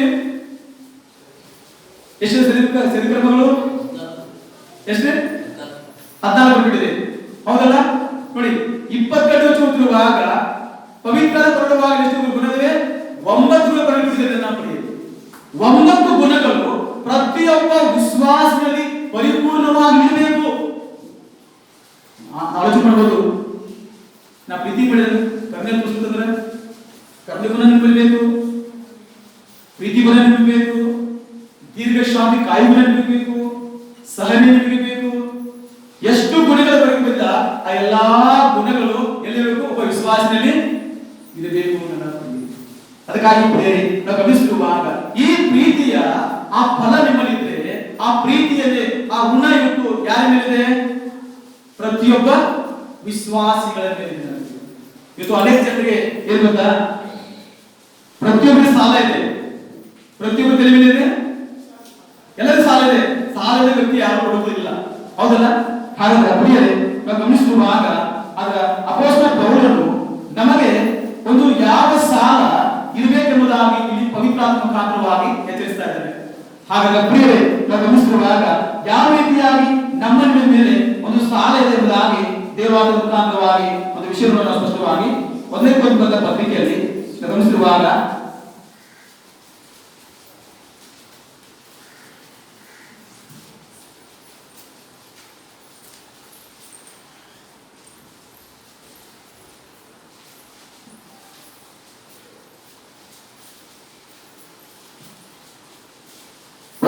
ಪತ್ರಿಕೆಯಲ್ಲಿ ಓದಿರುವಾಗ 13ನೇ ಓದಿರುವಾಗ ಹೌದ್ರಿ,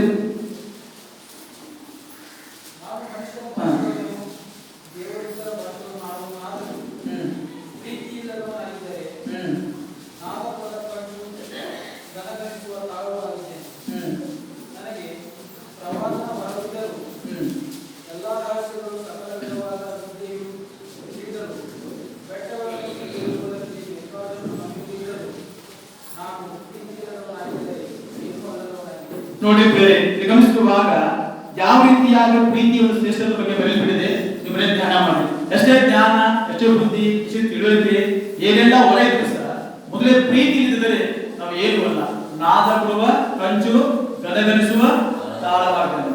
ಹಾಗಾದ್ರೆ ಪ್ರಿಯರೇ, ಈ ಪ್ರೀತಿಯಲ್ಲಿ ಇರಬೇಕಾದ ಮುಖ್ಯಾಂಶಗಳು ನನ್ನ ಪ್ರಿಯರೇ, ರಮಾಪುರದ ಪತ್ರಿಕೆಯಲ್ಲಿ 13ನೇದಲ್ಲಿ ನಾವು ಕೂತಿರುವಾಗ ಒಬ್ಬರನ್ನೊಬ್ಬರು ಪ್ರೀತಿಸಬೇಕೆಂಬ ಋಣವೇ ಹೊರತು ಬೇರೆ ಯಾವ ಸಾಲವು ನಿಮ್ಮಲ್ಲಿ ಇರಬಾರದು. ನೋಡಿ ಹಾಗಾದ್ರೆ ಪ್ರೀತಿಯ ಒಂದು ಸಾಲ ಪ್ರತಿಯೊಬ್ಬ ವಿಶ್ವಾಸಿಯ ಮೇಲೆ ಇರಬೇಕು. ಅವರು ಎಲ್ಲಿರಬೇಕು? ಪ್ರತಿಯೊಬ್ಬ ವಿಶ್ವಾಸ ಮೇಲೆ ಬಾರ ಪ್ರೀತಿಸುವಂತ ಗುಣ ಇರಬೇಕು. ಹಾಗಾದ್ರೆ ಪ್ರಿಯರೇ, ನಾವು ಗಮನಿಸುವಾಗ ಈ ಪ್ರೀತಿ ಎಂಬ ಸಾಲನ್ನು ಕಾಣ್ಬಿಡುವಾಗ ಈ ಪ್ರೀತಿಸುವ ಗುಣ, ಈ ಪ್ರೀತಿಸುವ ಕಾರ್ಯಗಳು ನಮ್ಮಲ್ಲಿ ಇರಬೇಕೆಂಬುದಾಗಿ ಕರ್ತನು ಬಯಸಿದ್ದಾರೆ. ಸುವಾರ್ತೆ ಸಾರುವಾಗ ಸಮಾಧಾನದಿಂದ ನಾವು ಸುವಾರ್ತೆಯನ್ನು ಸಾರಲು ಪ್ರಯತ್ನ ಪಡುವಂತಾಗಿರಬೇಕು. ಯಾಕಂದ್ರೆ ಪ್ರಿಯರೇ, ನಾವು ಓದುತ್ತಿರುವಾಗ ಯಾಕೆ ಇದು ಕರ್ತನಿಂದ ಬಂದಂತ ಒಂದು ಆಜ್ಞೆಯಾಗಿದೆ ಎಂಬುದನ್ನು ತಿಳಿದುಕೊಂಡು ಈ ಸುವಾರ್ತೆಯನ್ನು ಹೇಳಲಿಕ್ಕೆ ಪ್ರಾರಂಭ ಮಾಡಬೇಕು ನನ್ನ ಪ್ರಿಯರೇ. ಹಾಗಾದ್ರೆ ಪ್ರಿಯರೇ, ಇದರಲ್ಲಿ 5ನೇ ವಿಷಯ ಓದುತ್ತಿರುವಾಗ ಅಪೊಸ್ತಲರ ಕೃತ್ಯಗಳಲ್ಲಿ 1ನೇ ಅಧ್ಯಾಯದಲ್ಲಿ 8ನೇ ವಚನ ಓದುತ್ತಿರುವಾಗ ಅಲ್ಲಿ ಹೀಗೆ ಬರೆಯಲ್ಪಟ್ಟಿದೆ. ಗಮನಿಸುವಾಗ ಅಪೊಸ್ತಲರ ಕೃತ್ಯಗಳಲ್ಲಿ 1ನೇ ಅಧ್ಯಾಯ 8ನೇ ವಚನ ಓದುತ್ತಿರುವಾಗ ಅಲ್ಲಿ ಹೀಗೆ ಬರೆಯಲ್ಪಟ್ಟಿದೆ ಎಂಬುದಾಗಿ ನಾನು ನೋಡುತ್ತೇವೆ. ಸ್ಪಷ್ಟ ಗಮನಿಸಿ ನನ್ನ ಪ್ರಿಯರೇ.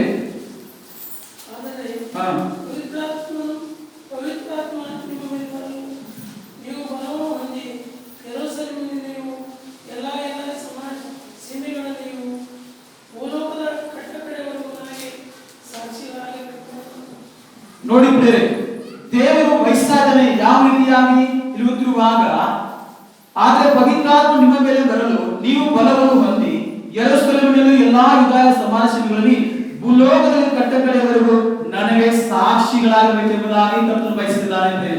ಆದ್ರೆ ಸುವಾರ್ತೆ ಸೇವೆಯಲ್ಲಿ ನಾವೆಲ್ಲರೂ ಕರ್ತನ ಸಾಕ್ಷಿಗಳಾಗಬೇಕಿತ್ತು. ಎಲ್ಲೆಲ್ಲಿ ಅವರಿಗೆ ಯುದಾಯ ಬರೆಯಲ್ಪಟ್ಟಿದೆ, ಯೆರೂಸಲೇಮಿನಲ್ಲಿ ಬರೆಯಲ್ಪಟ್ಟಿದೆ, ಸಮಾರ್ಪಣೆ ಬರೆಯಲ್ಪಟ್ಟಿದೆ. ಇದು ಪ್ರತಿಯೊಬ್ಬ ವಿಶ್ವಾಸಿ ಬರೆಯಲ್ಪಟ್ಟಿದೆ. ಈ ಭೂಲೋಕದ ಕಟ್ಟಕಡೆಗೆ ಹೊರಟೋಗ್ರೆ ಎಂಬುದಾಗಿ ಬರೆಯಲ್ಪಟ್ಟಿದೆಲ್ಲ. ಹಾಗಾದ್ರೆ ಪ್ರಿಯರೇ, ಇದು ಏನಕ್ಕೆ ನೋಡುತ್ತಿರುವಾಗ ನಮ್ಮ ಜೀವಿತದಲ್ಲಿ ದೇವರ ಯೋಜನೆಗಳೆಂಬುದಾಗಿ ಕಂಡು ಬರ್ತಾ ಇದೆ. ಯಾವ ಯೋಜನೆ? ನಾವು ಅನೇಕ ಜನರಿಗೆ ಸಾಕ್ಷಿಗಳಾಗಬೇಕೆಂಬುದಾಗಿ ಬಯಸಲಾಗಿದೆ. ಅದಕ್ಕಾಗಿ ಈ ಸುವಾರ್ತೆ ಸೇವೆ ಪ್ರತಿಯೊಬ್ಬ ವಿಶ್ವಾಸಿಗಳಂತ ನಾವೆಲ್ಲರೂ ಮಾಡಬೇಕೆಂಬುದಾಗಿ ಕರ್ತನು ನಿರೀಕ್ಷೆಯಿಂದ ಇದು ನೋಡ್ತಾ ಇದ್ದ ನನ್ನ ಪ್ರಿಯರೇ. ಅದಕ್ಕಾಗಿ ಕರ್ತನಲ್ಲಿ ನನ್ನ ಪ್ರಿಯ ದೇವಜನರೇ, ಹಾಗಾದ್ರೆ ಕರ್ತನಲ್ಲಿ ನಾವು ಯಾವಾಗಲೂ ಸಂತೋಷ ಪಡ್ತಾರೆ. ಸುವಾರ್ತೆ ಸೇವೆಯನ್ನು ನಾವು ಯಾವ ರೀತಿಯಾಗಿ ದೇವರ ವಾಕ್ಯದ ಆಧಾರ ಮುಖಾಂತರವಾಗಿ ನಾವು ಮಾಡಬೇಕೆಂಬುದಾಗಿ ಕರ್ತನು ಬಯಸುವಂತನಾಗಿದ್ದಾನೆ. ನಾವು ವಿಧಾನ ನೋಡಿದ ಪ್ರಕಾರ ಸೇವಕರಷ್ಟೇ ಮಾಡಬೇಕು, ಸಭೆಯನ್ನಷ್ಟೇ ಮಾಡಬೇಕು, ಅಥವಾ ಡೀಕನ್ಸ್ ಅಷ್ಟೇ ಮಾಡಬೇಕೆಂಬುದಾಗಿ ಅಲ್ಲ. ಪ್ರತಿಯೊಬ್ಬ ವ್ಯಕ್ತಿಯು ರಕ್ಷಿಸಲ್ಪಟ್ಟಂತ, ರಕ್ಷಣೆ ಮಾಡಂತ ಪ್ರತಿಯೊಬ್ಬ ವಿಶ್ವಾಸಿಗಳಂತ ನಾವೆಲ್ಲರೂ ಸುವಾರ್ತೆ ಸೇವೆಯನ್ನು ಮಾಡಬೇಕೆಂಬುದಾಗಿ ಬರೆಯಲ್ಪಟ್ಟಿದೆ. ಸುವಾರ್ತೆ ಸೇವೆ ಮಾಡುತ್ತಾ ಯಾರು ಗೌರವ ಕೊಡಬೇಕು? ಸಭೆಯನ್ನು ಗೌರವ ಕೊಡಲೇಬೇಕು, ಸುವಾರ್ತೆಗಳನ್ನು ಗೌರವಿಸಲೇಬೇಕು, ಸಭೆಯಂತ ವಿಶ್ವಾಸಕ್ಕೆ ಗೌರವಿಸಲೇಬೇಕು. ಎಲ್ಲಾ ರೀತಿಯಾಗಿ ಮಾಡಬೇಕು. ನಾವು ಒಂದು ದೇಹಕ್ಕೆ ಪ್ರತಿಯೊಬ್ಬರಿಂದ ಅಂಗಗಳಾಗಿದ್ದೀವಿ. ಪ್ರತಿಯೊಬ್ಬರು ನಾವು ಒಂದು ದೇಹಕ್ಕೆ ಅಂಗಗಳಾಗಿದ್ದೀವಿ. ನಾವು ಯಾವ ವ್ಯಕ್ತಿ ದೇಹಕ್ಕೆ ಅಂಗങ്ങളുವಾಗ ಕರ್ತನಾಗಿರುವಂತ ಯೇಸು ಕ್ರಿಸ್ತನ ದೇಹಕ್ಕೆ ನಾವೆಲ್ಲರೂ ಇವತ್ತು ಅಂಗಗಳಾಗಿರುವುದಾಗಿ ನಾನು ನೋಡುವುದು ನನ್ನ ಪ್ರಿಯ ಕರ್ತನಾಮಕ್ಕೆ ಸ್ತೋತ್ರವನ್ನು ಸಲ್ಲಿಸೋಣ. ಹಾಗಾದರೆ ಪ್ರಿಯರೇ, ಸಭೆ ಉದ್ದೇಶಿಸುವಾಗ ಸುವಾರ್ತೆಯನ್ನು ಸಾರಲೇಬೇಕೆಂಬುದಾಗಿ ಕರ್ತನು ಬಯಸಿದ್ದಾನೆ. ಅದರೊಂದಿಗೆ ಸುವಾರ್ತೆ ಸಾಧಕೊಂಡ ನಂತರ ನಾವು ಇದರ 2 ವಿಷಯಗಳು ಓದುವಾಗ ಸ್ಥಳೀಯ ಸಭೆಯಲ್ಲಿ ನಾವು ಅನ್ಯೋನ್ಯತೆಯಲ್ಲಿ ಜೀವಿಸಬೇಕೆಂಬುದಾಗಿ ದೇವರ ವಾಕ್ಯ ಬಹಳ ಸ್ಪಷ್ಟವಾಗಿ ಹೇಳ್ತಾ ಇದೆ. ಸ್ಥಳೀಯ ಸಭೆಯಿಂದ ವಿಶ್ವಾಸಗಳಿಂದ ನಾವೆಲ್ಲರೂ 2 ವಿಷಯಗಳಿರುವಾಗ ಅನ್ಯೋನ್ಯತೆ ಬಹಳ ಪ್ರಾಮುಖ್ಯತೆ ವಿಷಯ. ಅನ್ಯೋನ್ಯತೆ ಒಂದು ಕಲ್ಕೊಂಡ್ಬಿಟ್ರೆ ತುಂಬಾ ಕಷ್ಟ ಆಗ್ತದೆ ನನ್ನ. ಅದಕ್ಕಾಗಿ ಅನ್ಯೋನ್ಯತೆ ವಿಷಯ ನೋಡುವಾಗ ನಾವು ಮೊದಲದಾಗಿ ಪ್ರಿಯರೇ, 1 ಯೋಹಾನನ ಪತ್ರಿಕೆಯಲ್ಲಿ 1ನೇ ಅಧ್ಯಾಯದಲ್ಲಿ ನಾವು 7 ಓದುತ್ತಿರುವಾಗ ಈ ಅನುಭವ ಹೊಂದಿರುವಂತ ಯೋಹಾನನು ನಮಗೆ ಅನ್ಯೋನ್ಯತೆ ಬಗ್ಗೆ ಇಲ್ಲಿ ಕಲಿಸುವಂತಾಗಿದ್ದಾನೆ. ಆ ವಿಷಯವನ್ನು ಸ್ಪಷ್ಟವಾಗಿ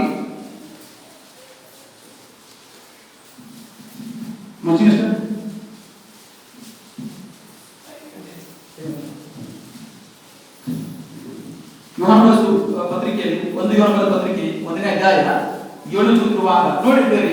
ಆದರೆ ಆತನು ಬೆಳಕಿನಲ್ಲಿರುವಂತೆ ನಾವು ಬೆಳಕಿನಲ್ಲಿ ನಡೆದರೆ ನಾವು ಒಬ್ಬರ ಸಂಗಡಲ್ಲೊಬ್ಬರು ಅನ್ಯೋನ್ಯತೆಯಲ್ಲಿ ಇದ್ದೇವೆ ಎಂಬುದಾಗಿ ಬರೆಯಲ್ಪಟ್ಟಿದೆ.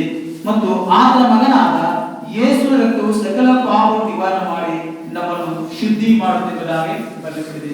ಹಾಗಾದರೆ ಕರ್ತನಾಮಕ್ಕೆ ಸ್ತೋತ್ರವನ್ನು ಸಲ್ಲಿಸೋಣ. ಪ್ರಿಯರೇ, ಗಮನಿಸುವಾಗ ಯಾವ ರೀತಿಯಾಗಿ ಕರ್ತನು ಕೂಡ ಸಾಕ್ಷಿಸುವಾಗ ಕರ್ತನು ಬೆಳಕಾಗಿದ್ದಾನೆ, ಅದನ್ನು ಬೆಳಕಿನಲ್ಲಿ ಇರುವಂತೆ ನೋಡ್ತಾ ಇದ್ದೇವೆ.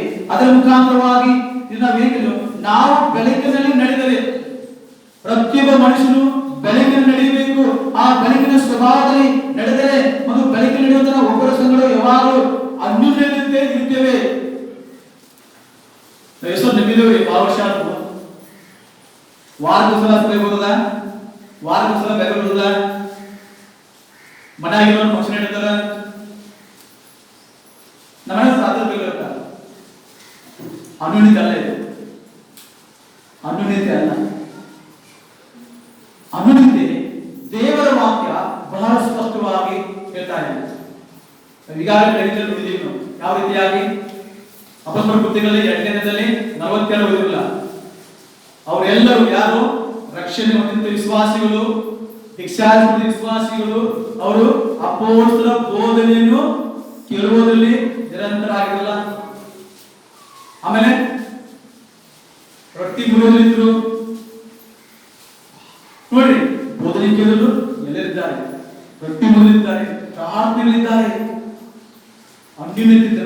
ಇವು 4 ವಿಷಯಗಳ ಅರ್ಥ ಒಬ್ಬ ವಿಶ್ವಾಸಿ ಯಾವಾಗಲೂ ಅನ್ಯೋನ್ಯತೆ ನೋಡುವಾಗ ಪ್ರತಿದಿನ ಯೇಸು ಸ್ವಾಮಿ ನಂಬಿದ ಮಕ್ಕಳೊಂದಿಗೆ ಅನ್ಯೋನ್ಯ ಬೆಳೆಸಬೇಕು. ಹಾಗಾದ್ರೆ ನಮ್ಮದನ್ನು ವ್ಯಕ್ತಿಗಳ ಬಿಟ್ಟು ಕೈ ಬಿಡೋದಲ್ಲ, ಅವ್ರ ಜೊತೆ ಬೇಕು ಪ್ರೀತಿಯಿಂದ ಅವ್ರ ಸುವಾರ್ತೆ ನಾವು ಹೇಳಬೇಕಂತ. ಅವ್ರ ಮದುವೆನ ತಿಳಿಸಿರುವಾಗ ನಮ್ಮ ಸಾಕ್ಷಿ ಚೆನ್ನಾಗಿರಬೇಕು. ಯಾಕಂದ್ರೆ ನಮ್ಮ ನಡವಳಿಕೆ ಅವರು ಯಾವಾಗಲೂ ಗಮನದಲ್ಲಿಟ್ಟು ನೋಡ್ತಾ ಇದ್ದಾರೆ. ಒಂದು ವೇಳೆ ನಮ್ಮ ನಡವಳಿಕೆ ಅನ್ಯೋನ್ಯತೆಯಲ್ಲಿ ನಾವು ಹೇಳ್ತಾ ಇದ್ದೇವೆ. ಯಾವ ರೀತಿಯಾಗಿ ಇಲ್ಲಿ ಯೋಹಾನ ಹೇಳಿದ್ದಾನೆ, ಆತನು ಬೆಳಕಲ್ಲಿರುವಂತೆ ಯೇಸು ಕ್ರಿಸ್ತನು ಬೆಳಕಾಗಿದ್ದಾನೆ, ಆತನೇ ದೇವರಾಗಿದ್ದಾನೆ. ಆದ್ರೆ ಆತನ ಮಕ್ಕಳಾದ ನಾವು ಬೆಳಕಾಗಿ ಎಂಬುದಾಗಿ ಆ ಬೆಳಕಿನ ಸ್ವಭಾವವನ್ನು ಇರಬೇಕೆಂಬುದಾಗಿ ಬಯಸಿದ್ದಾನೆ. ಒಂದು ವೇಳೆ ಆ ಬೆಳಕಿನ ಸ್ವಭಾವವನ್ನು ತಳ್ಳಿಬಿಟ್ಟು ಮತ್ತೆ ಈ ರೋಗ ಸಂಬಂಧಪಟ್ಟಂತ ವಿಷಯಗಳಾಗಿ ಹೆಚ್ಚಾಗಿ ಅವುಗಳು ಮಾಡ್ತಾ ಹೋದ್ರೆ ಮತ್ತು ನಾವು ಹೇಗೆ ಕ್ರಿಸ್ತನ ಅನ್ಯೋನ್ಯತೆ ನಿಲ್ಲಿಸಲು ಸಾಧ್ಯವಾಗಿದೆ? ಇದು ಸರಿಯಾಗಿ ತಿಳ್ಕೊಳ್ಬೇಕು. ಕೆಲಸ ಮಾಡಿ ಓಕೆ, ಅದನ್ನು ಕೊಟ್ಟಿದ್ದಾರೆ, ಕೆಲಸ ಮಾಡಿ, ಆದ್ರೆ ಅವನ ನಡವಳಿಕೆಯನ್ನು ಅನುಸರಿಸಬೇಡಿ. ಯಾರ ನಡವಳಿಕೆ? ಅನ್ಯ ಜನರ ನಡವಳಿಕೆಯನ್ನು ಅನುಸರಿಸಬೇಡಿ. ಯಾಕಂದ್ರೆ ನೀವು ಸತ್ತಿದ್ದೀರಲ್ಲ. ಯಾರು ಸತ್ತಿದ್ದೀರಿ? ಪ್ರತಿಯೊಬ್ಬ ವಿಶ್ವಾಸದ ನಾವು ನಮ್ಮ ಪಾಪದ ಪಾಲಿಗೆ ನಾವು ಸತ್ತಿದ್ದೇವೆ. ಯಾವ ರೀತಿಯಾಗಿ ನಾವು ಯೇಸುವಿನ ಹಿಂಬಾಲಕರಾಗಿದ್ದೇವೆ. ಇವತ್ತು ಯೇಸುವಿನ ಹಿಂಬಾಲಿಸುವಾಗ ಸಾಧಾರಣ ಜೀವಿತ ಅಲ್ಲ. ನಮಗೆ ನಾವು ಮಾಡಬೇಕು. ಒಂದು ವಚನ ಸ್ಪಷ್ಟವಾಗಿ ಯೋಹಾನ ಸುವಾರ್ತೆಯಲ್ಲಿ 8ನೇ ಅಧ್ಯಾಯದಲ್ಲಿ ನೋಡಿ, ಯಾರು 30 ವಚನ ನೋಡಿ ಸ್ಪಷ್ಟನೆ. ಯೋಹಾನ ಸುವಾರ್ತೆ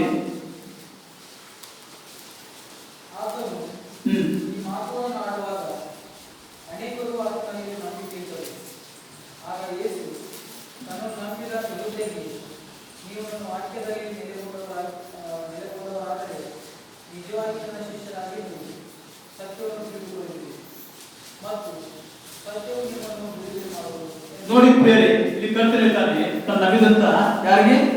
ಯಹೂದರಿಗೆ. ನೋಡಿ, ಕರ್ತನ ನಂಬಿದಂತ ವ್ಯಕ್ತಿ ಯೋಧರು ಮಾತನಾಡುವಾಗ ಆಗ ಯೇಸು ತನ್ನನ್ನು ನಂಬಿದ ಯೋಧರಿಗೆ, ನೀವು ನನ್ನ ವಾಕ್ಯದಲ್ಲಿ ನೆಲೆಗೊಂಡವರಾದರೆ, ಹೌದಲ್ಲ? ಹಾಗಾದ್ರೆ ತಿಳಿಸಿರುವಾಗ ನೀವು ನಿಜವಾಗಲೂ ನನ್ನ ವಾಕ್ಯದಲ್ಲಿ ನೆಲೆಗೊಂಡರಾದ ಮಾತ್ರ ನನ್ನ ಶಿಷ್ಯರಾಗ್ತೀರಿ. ಶಿಷ್ಯರಾಗಿದ್ದು ಸತ್ಯವನ್ನು ತಿಳಿದುಕೊಳ್ಬೇಕು, ಸತ್ಯವನ್ನು ಕೈಗೊಂಡು ನಡಿಬೇಕು. ಸತ್ಯವನ್ನು ಕೈಗೊಂಡು ನಡೆದರೆ ಮಾತ್ರ ಅದೇ ಸತ್ಯ ನಮ್ಮನ್ನು ನಿಮ್ಮನ್ನು ಬಿಡುಗಡೆ ಮಾಡುತ್ತದೆ. ಅವಾನ ಶಿಷ್ಯರಾಗ್ತೀವಿ. ಒಂದು ವೇಳೆ ನಾವು ಸರಿಯಾಗಿ ಸತ್ಯ ತಿಳ್ಕೊಳ್ತಿದ್ರೆ ನಾವು ಶಿಷ್ಯರಾಗಲು ಸಾಧ್ಯವಿಲ್ಲ. ಕರ್ತನ ವಾಕ್ಯ ಕೇಳಬೇಕು, ಕೈಗೊಂಡು ನಡಿಬೇಕು, ವಾಕ್ಯದ ಅನುಸಾರವಾಗಿ ವಿಶ್ವಾಸಿಗಳಂತ ನಾವು ನೀವೆಲ್ಲರೂ ಜೀವಿಸಬೇಕೆಂಬುದಾಗಿ ಕರ್ತನು ಬಯಸ್ತಾನೆ. ಹಾಗಾದ್ರೆ ಪ್ರಿಯರೇ, ನಾವು ಯಾಕೆ ಹೋಗುತ್ತಿರುವಾಗ ನನ್ನ ಪ್ರಿಯ ದೇವರ ವಾಕ್ಯದಲ್ಲಿ ಅನ್ಯದ ಬಗ್ಗೆ ನೋಡುವಾಗ ಯಾವ ರೀತಿಯಾಗಿ ನನ್ನ ಪ್ರಿಯ ನಮ್ಮ ಜನ ಅಕ್ಕಪಕ್ಕದ್ದು ನನ್ನನ್ನು ಗುರುತಿಟ್ಟು ನೋಡ್ತಾ ಇದ್ದಾರೆ. ಇವರು ಹೇಗಿದ್ದಾರೆ, ಇವರು ಏನ್ ಮಾಡ್ತಾರೆ ಎಂಬುದಾಗಿ ನೋಡುವಂತರಾಗಿದ್ದಾರೆ. ಹಾಗಾದ್ರೆ ಅಲ್ಲಿ ನೋಡುವಾಗ ನನ್ನಲ್ಲಿ ನಾನಾಗಿ ಕಂಡು ಬರಬಾರದು. ನನ್ನ ಬಳಿಗೆ ಕರ್ತನಾಗಿರುವಂತ ಯೇಸು ಕ್ರಿಸ್ತನ ಕಾರ್ಯದ ವಿಷಯವಾಗಿ, ಕರ್ತನ ಕಾರ್ಯಗಳ ಸಲುವಾಗಿ ಆ ಕ್ರಿಯೆಗಳ ಮುಂದೆ ಕಂಡು ಬರಬೇಕು. ಅವಾಗ ಲೋಕದಲ್ಲಿ ದೇವರು ಹೇಳಿದ ಮೈಮೇಲೆ ಅದೇ ಮತ್ತಾಗಲು ಸುವಾರ್ತೆ 15ರಲ್ಲಿ 14 ಸ್ಪಷ್ಟವಾಗಿದೆ. ಆಗ ಪರಲೋಕದಲ್ಲಿರುವ ತಂದೆಯವರು ಯಾರು ನಿಮ್ಮ ಒಳ್ಳೆಯ ಕ್ರಿಯೆಗಳನ್ನು ನೋಡಿ ಜನರು ಕೊಂಡಾಡ್ತಾರೆ ಎಂಬುದಾಗಿ. ಹಾಗಾದ್ರೆ ಪ್ರಿಯರೇ, ನಾವು ನಿಜವಾಗಲೂ ಪ್ರಿಯರೇ ಸಭೆಯ ಅಭಿವೃದ್ಧಿ ನಾವು ನಿಜವಾಗಲೂ ಪ್ರತಿದಿನ ನಾವು ಸಭೆಯನ್ನು ಬಯಸಬೇಕು, ವಿಶ್ವಾಸವನ್ನು ಬಯಸಬೇಕು ಮತ್ತು ಸಭೆಯೊಂದಿಗೆ ನಾವು ಬೆಳಿಬೇಕೆಂಬುದಾಗಿ ದೇವವಾಕ್ಯ ಇಲ್ಲಿ ಬೋಧಿಸುತ್ತಿದ್ದಾರೆ. ಬರೀ ನಾವು ಮನೆಯಲ್ಲಿ ಮೀಟಿಂಗ್ ಇದ್ದಾಗ ಮಾತ್ರ ಬರವೆ, ಮದುವೆದಾಗ ಬರವೆ, ಮಕ್ಕಳು ಗೆಲ್ಲುವುದಾಗ ಬರುತ್ತಾ ಇಂತಹ ನಡತೆ ಕಂಡು ಬರಬಾರದು. ಕರ್ತನು ಬಯಸ್ತಾ ಇದ್ದಾರೆ ಅಪೋಸ್ತಲರು ಯಾವ ರೀತಿಯಾಗಿ ಅವರು ಹತ್ತಿಕೊಂಡು ಅನ್ಯೂನ್ಯವಾಗಿ ಸಂಬಂಧವಾಗಿ ಒಬ್ಬರನ್ನು ಬಿಟ್ಟುಕೊಟ್ಟಿಲ್ಲ. ಬೇರೆ ಅವರು ಅನ್ಯೂನ್ಯವಾಗಿ ಬೆಳ್ತಾ ಇದ್ರು, ಅನ್ಯೂನ್ಯವಾಗಿ ಸೇವೆ ಮಾಡ್ತಾ ಇದ್ರು, ಅನ್ಯೂನ್ಯವಾಗಿ ಐಕ್ಯವಾಗಿ ಅವರು ಏಕ ಮನಸ್ಸಿನಿಂದ ಪ್ರಾರ್ಥನೆಗಳಲ್ಲಿ ಸೇರಿ ಬರ್ತಾ ಇದ್ರು. ಅವರು ರೊಟ್ಟಿ ಮುಳುಗಲ್ಲಿ ಸೇರಿ ಬರ್ತಾ ಇದ್ರು, ಬೋಧಿ ಕೇಳೋದ್ರಲ್ಲಿ ಸೇರಿ ಬರ್ತಾ ಇದ್ರು, ಈ ಸವಾಸವಾಗಿ ಸೇರಿ ಬರ್ತಾರೆ. ಆದ್ರೆ ಈ ಅನ್ಯೂನ್ಯತೆ ಎಷ್ಟು ಸುಂದರವಾಗಿದೆ ಎಂಬುದಾಗಿ ನೋಡುವಾಗ ಕೀರ್ತನೆ ಗ್ರಂಥದಲ್ಲಿ 133ನೇ ಅಧ್ಯಾಯದಲ್ಲಿ ಅಲ್ಲಿ 1 ಚಿಮ್ಮರಿ ಬಿಟ್ಟಿಲ್ಲ, ಆಹಾ ಸೋದರು ಒಂದಾಗಿರುವುದು ಎಷ್ಟೋ ಎಷ್ಟೋ ಒಳ್ಳೆಯದು, ಎಷ್ಟೋ ಹೆಂಗ ಎಷ್ಟೋ ಒಳ್ಳೆಯದು.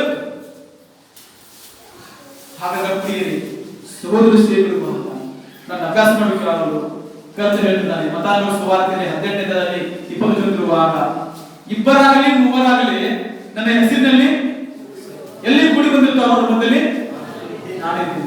ನಾವು ಸಹೋದರ ಸೇರಿ ಬರುವಾಗ ಕರ್ತನಾಗಿರುವಂತ ಯೇಸು ಕ್ರಿಸ್ತನ ನಾಮದ ಮುಖಾಂತರ ಸೇರಿ ಬಂದಿರುವಾಗ ಅದೇ ಅನ್ಯೂನ್ಯತೆ. ನಾವು ಅಲ್ಲ ಅನ್ಯೂನ್ಯತೆ ಅಲ್ಲದು. ಇದೆಲ್ಲ ಯಾಕೆ ಬಿಡುವಾಗ ನಮ್ಮ ಚಟುವಟಿಕೆಗಳು ಕಂಡು ಬರ್ತದೆ. ನಮ್ಮ ಚಟುವಟಿಕೆಗಳು ಕರ್ತನು ಒಂದು ವೇಳೆ ನಾವು ಇದೇ ಪದ್ಧತಿಯಲ್ಲಿ ಇದೇ ಕಾರ್ಯಗಳನ್ನು ಮುಂದೆ ಹೋದ್ರೆ ನಾಳೆ ಇದು ನಾನು ನಿಮ್ಮ ನಿಂತಿದ್ದಿಲ್ಲ, ದೇವರ ಬಿಸಿಲ್ಲ, ನಾವೆಲ್ಲ ಒಟ್ಟಾಗಿ ಕರ್ತನು ಇಲ್ಲಿದ್ದಾನೆ, ನಾವೆಲ್ಲರೂ ಒಬ್ಬ ತಿಳಿಬೇಕು ಸಾರಿ ಪ್ರತಿಯೊಬ್ಬರು ಕೆಲಸ ಕೊಡ್ತಿರ್ತೇವೆ.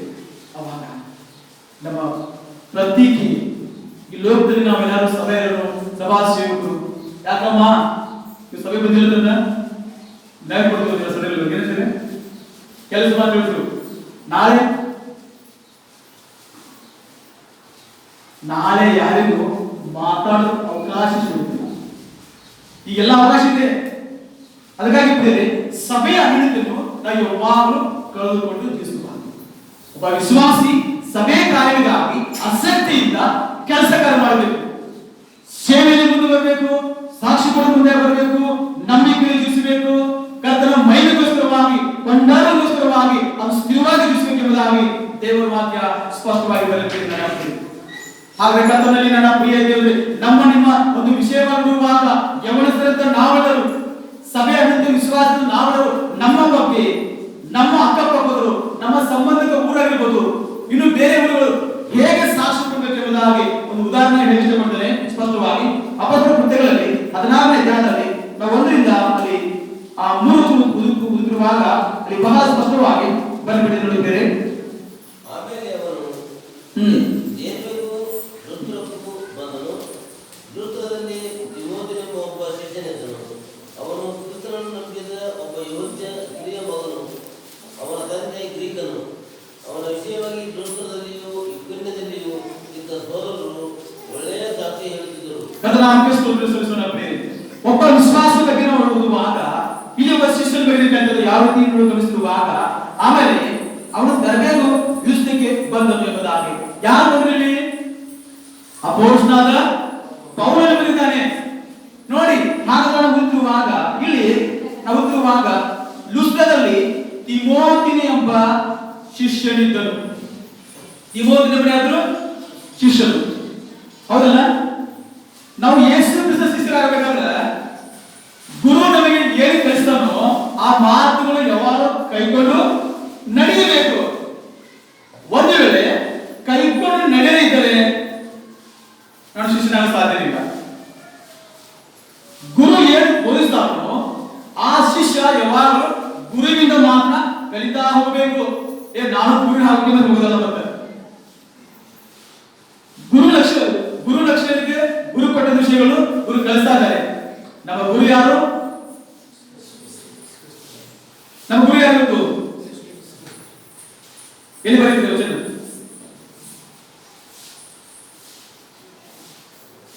ಏನ್ ಯಾವ್ದು ಪ್ರಶ್ನೆ ಮಾಡ್ತೀರಾ? ಅರ್ಥ ಆಯ್ತಾ ಸರ್?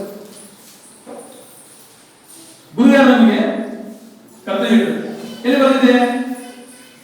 ಒಬ್ಬ ವಿಶ್ವಾಸಿ ಒಬ್ಬ ಜೊತೆ ವಾದ ವಿವಾದ ಮಾಡ್ಬೇಕಾದ್ರೆ ನಮ್ಗೆ ಗೊತ್ತಿರಿ ಮೂಲದಾಗಿ. ಹೌದಲ್ಲ? ಯೋಹಾನನ ಸುವಾರ್ತೆಯಲ್ಲಿ 13ನೇ ಅಧ್ಯಾಯದಲ್ಲಿ ಕೂತಿರುವಾಗ ಯೋಹಾನನ ಸುವಾರ್ತೆ 13ನೇ ಅಧ್ಯಾಯ 14 ಕರ್ತನು ಗುರುವು ಆಗಿರುವ ನೋಡಿ, ನಾನು ಹೇಳ್ತೇನೆ, ಪ್ರತಿಯೊಬ್ಬ ವಿಶ್ವಾಸಿಗೆ ದೇವರ ವಾಕ್ಯ ಚೆನ್ನಾಗಿ ಗೊತ್ತಿರಬೇಕು.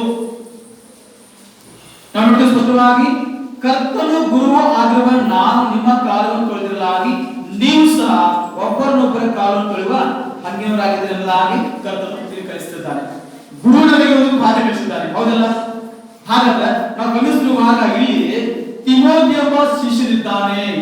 ಈ ತಿಮೋಥಿ ಮೊದಲಾಗಿ ಶಿಷ್ಯನು ಹೇಗೆ ಆದನು ಎಂಬುದನ್ನು ನಾವು ಓದುವಾಗ ಸ್ಪಷ್ಟವಾಗಿ ಆತನ ಅಜ್ಜಿಯಾಗಿರುವಂತ ಯಾರಲ್ಲಿ ನಮಗಿತ್ತು? ಲೋಳೆಯಲ್ಲಿತ್ತು. ಹಾಗೆ ತಾಯಿಯಾಗಿರುವಂತ ಯಕೋನೆಯಲ್ಲಿತ್ತು. ನೋಡಿ, ಅಜ್ಜಿ ಸರಿಯಾಗಿ ದೇವರ ವಾಕ್ಯವನ್ನು ಅಭ್ಯಾಸ ಮಾಡ್ತಾ ಇದ್ದಳು. ದೇವರ ವಾಕ್ಯ ಸರಿಯಾಗಿ ಕೇಳ್ತಾ ಇದ್ದಳು. ಇವತ್ತು ಎಷ್ಟೋ ಇದ್ದೀವಿ ನೀವೆಲ್ಲರೂ, ನಮ್ಗೆ ಸರಿಯಾಗಿ ವಾಕ್ಯವನ್ನು ಬರ್ತಾ ಇಲ್ಲ ಅನ್ಬಹುದು. ಹೇಳುವಂತ ವಾಕ್ಯಗಳನ್ನು ಸರಿಯಾಗಿ ಕೇಳಿದರೆ ಮನನ ಮಾಡ್ತಾ ಹೋಗ್ಬೇಕು ಪ್ರತಿದಿನ. ನೀವು ಈ ಕಿವಿದ ಕೇಳಿ ಈ ಕಿವಿದ ಬಿಟ್ಟುಬಿಡೋದಲ್ಲ. ಪ್ರತಿಯೊಬ್ಬರು ನಾವು ಪಾಲಿಸಿದಾಗ ನಮ್ಮ ಕರ್ತವ್ಯ ಇದು. ನಿಜವಾಗ್ಲೂ ಪ್ರಿಯರೇ, ಒಂದು ವೇಳೆ ನಾವು ಓದುವಾಗ ಆ ಯಕೂನಿಗೆ ಕಲಿತ ಸಂದೇಶವನ್ನು ಅಜ್ಜಿ ತಾಯಿ ಮುಖಾಂತರವಾಗಿ ಯಕೂನಿ ಕಲಿತುಕೊಂಡಳು. ಯಕೂನಿಗಳ ಸಂದೇಶವನ್ನು ತನ್ನ ಮಗನಿಗೆ ಕಲಿಸಿದಳು. ಆ ಮಗನು ತಿಮೋಥಿ ಎಂಬುದಾಗಿ. ಹಾಗಾದ ಪ್ರಿಯರನ್ನು ಗಮನಿಸುವಾಗ ಈ ಯಕೂನಿಗೆ ನಿಜವಾಗಲೂ ಯಹೂದ್ಯರಾಗಿದ್ದಾರೆ. ತಂದೆ ಮಾತ್ರ ಅನ್ಯನಾಗಿದ್ದಾನೆ, ತಂದೆ ಮಾತ್ರ ಗ್ರೀಕನಾಗಿದ್ದಾನೆ. ನಾವು ದೇವಾಲಯದಲ್ಲಿ ಉತ್ತರುವಾಗ ಇಸ್ರಾಯೇಲಿಗೂ ಯಹೂದ್ಯರಿಗೂ ಮತ್ತು ಅದರಿಂದ ಅನೇಕ ಸಮಾಜರಿಗೂ ಒಬ್ಬೊಬ್ಬರಿಗೆ ಕಾಲ ನಡೀತಾ ಇರಲಿಲ್ಲ. ಏನೋ ಒಂದು ಘಟನೆ ಹೋಗಿದೆ. ಆದ್ರೂ ನೋಡಿದ್ರೆ ಸ್ಪಷ್ಟವಾಗಿ ಆ ನೋಡುವಾಗ ಅಂತ ಕುಟುಂಬದಲ್ಲಿ ಈ ಒಬ್ಬ ತಿಮೋಥಿಯನು ಸರಿಯಾಗಿ ಅಜ್ಜಿಯ ಬೋಧನೆಯನ್ನು ಸರಿಯಾಗಿ ಕೇಳಿದ್ದಾನೆ, ತಾಯಿ ಬೋಧನೆ ಕೇಳಿದ್ದಾನೆ. ಕರ್ತನ ಬೋಧನೆ ಕೇಳಿಕೊಂಡ ನಂತರ ಆತನು ಶಿಷ್ಯನಾಗಿದ್ದಾನೆ.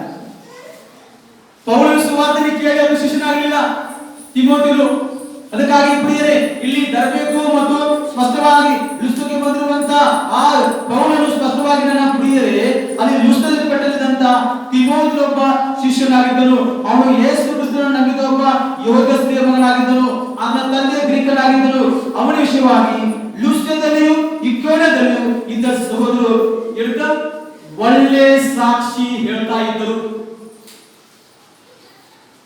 ನಮ್ಮ ಕುಟುಂಬ ಬಗ್ಗೆ ಯಾರು ಒಳ್ಳೆ ಸಾಕ್ಷಿ ಹೇಳ್ತಾರೆ ಎಂಬುದಾಗಿ ನಮ್ಮನ್ನು ನಾವು ಇಟ್ಕೊಂಡು ಪರೀಕ್ಷೆ ಮಾಡ್ಕೊಂಡು ನಾವು ನಿಜವಾಗ್ಲೂ ಪರೀಕ್ಷೆ ಮಾಡ್ಕೊಂಡು ಯಾಕೆ ಇನ್ನೂ ಅನೇಕ ಜನರು ರಕ್ಷಣೆ ಬರ್ತಾ ಇಲ್ಲ? ಇನ್ನು ಅನೇಕ ಕುಟುಂಬಗಳು ಯಾಕೆ ಸಭೆಗೆ ಬರ್ತಾ ಇಲ್ಲ? ಹಾಗಾದ್ರೆ ನಮ್ಮಲ್ಲಿ ಏನೋ ಒಂದು ಏನಿದೆ ತಪ್ಪಿದೆ. ಆ ತಪ್ಪನ್ನು ನೋಡ್ಕೊಳ್ಳಬೇಕು. ಈ ತಪ್ಪಿನ ವಿಷಯವಾಗಿ ಇವತ್ತು ಇಡೀ ಭಾರತ ದೇಶ ಏನಿದೆ, ಭಾರತ ದೇಶ ಏನಾಗಿದೆ, ಎಲ್ಲ ಲಾಕ್ ಆಗಿದೆ. ಲಾಕ್ ಆಗಿದೆ ನಾವು ಅನ್ಬೋದು ನಾವು ಎಷ್ಟೋ ನೆಮ್ಮದಿ ನಾವು ಚಲಿದೆವು, ನಮಗೇನು ಹೋಗೋದಿಲ್ಲ, ನಾವು ಸಮಾಜ ರಾತ್ರಿ ಬಿಟ್ಟು ಎಲ್ಲ ಹೇಳ್ತಾರೆ ನಿಜವಾಗ್ಲೂ ಓದುತ್ತಿರುವಾಗ ಯಾಕೆ ದೇವರು ಯಾಕೆ ಈ ಒಂದು ರೋಗವನ್ನು ಬಿಡುವಾಗ ಇದು ದೇವರ ಯೋಜನೆ ಆಗಿದೆ. ಯಾವ ಮನುಷ್ಯ ಯೋಜನೆ ಅಲ್ಲ, ಯಾವ ಮನುಷ್ಯ ಮಾಡಿದ ಕಾರ್ಯ ಅಲ್ಲ ಪ್ರಿಯರೇ, ದೇವರೇ ಬೆಳೆಸಿದ್ದಾನೆ. ದೇವರ ವಾಕ್ಯದಲ್ಲಿ ಬಹಳ ಸ್ಪಷ್ಟವಾಗಿ ಇರುತ್ತದೆ, ನಾನೇ ಗಾಯ ಮಾಡುವನು, ನಾನೇ ಗಾಯ ವಾಸಿ ಮಾಡುವನು, ನಾನೇ ಬದುಕಿಸುವನು, ನಾನೇ